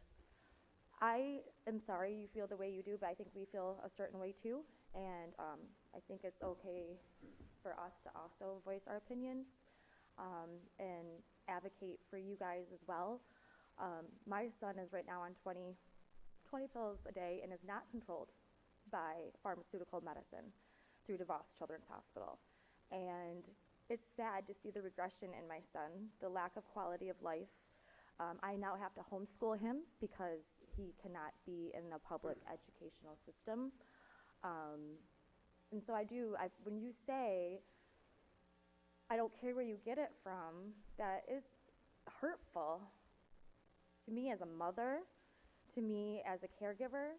We've all had cancer or autism or chronic illness, PTSD, cerebral palsy, MS. I could go on and on and on. And to say, I don't care where you get your medicine from, that's hurtful and it's shameful for your constituents and for other, even just people coming to your town. You are also, we're a reciprocity state. I understand we did the whole recreational marijuana vote, you know, but we accept out-of-state towns. You're a tourist town. I can tell you, you got people coming over on boats and yachts and parking in your slips and paying money, and I'm sure they're gonna not really, you know, I think they're gonna frown upon the way that you view them as medicinal users. We're trying to do the right thing. We don't wanna be on heroin. We don't wanna be on opiates. We don't wanna have no quality of life. We don't want that. We want what's healthy. We want a choice, and we're trying to do it the right way. And I can guarantee you, too, that people in this audience are not here to ruin your town. They're here to help promote a safe access point. Because right now, I can tell you with some of the work I've done, you're creating a black market in your own town. What you're saying you don't want, you're going to create. And I would think that you would want people, especially sick, ill people, we've all been touched by cancer, all these things, and I was really humbled by the fact that you were trying to promote, you know, safe access for everybody in wheelchairs and throughout your town here. But then to find out that you don't support their choice in medicine is kind of contradictive. I just would like you guys just to, you know, again, education is key. And we're parents here. We're also caregivers. We all have somebody that we love, and that's in our neighborhood, family. So I would like, you know, just a little compassion and empathy, I think goes a long way, a long way. So I would also like to say, you know, there's people here that are very educated in the laws. I know you guys are too, but also educated on the plant and medicinal uses. So I would also encourage you to maybe reach out to them and see how we could all work together to make this a safe and productive thing for people to have a good quality of life, just like you do. All right. Thank you.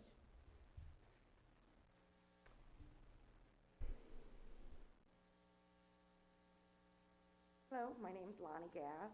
I moved to Grand Haven about a year ago, and I'm from the east side of the state. I've got degenerative disc disease with spondylolisthesis. I've had about 5 spinal fusions, and from about 2007 to 2017, I was on opiates. 2 years ago, I was able to use medical marijuana to get off of them, and it's been great. But now that I live over here, it's been very difficult to get my medication. I have to drive an hour or more to get to a decent provisioning center, and it's very difficult with having back problems to have to drive that distance. Makes it very prohibitive for me. So, and I know probably a lot of other people in this area too. So it would be really nice to have something that's local that we could get to, where we could get our medication. Thank you. All right, thank you. Makes sense. You'd want to do that.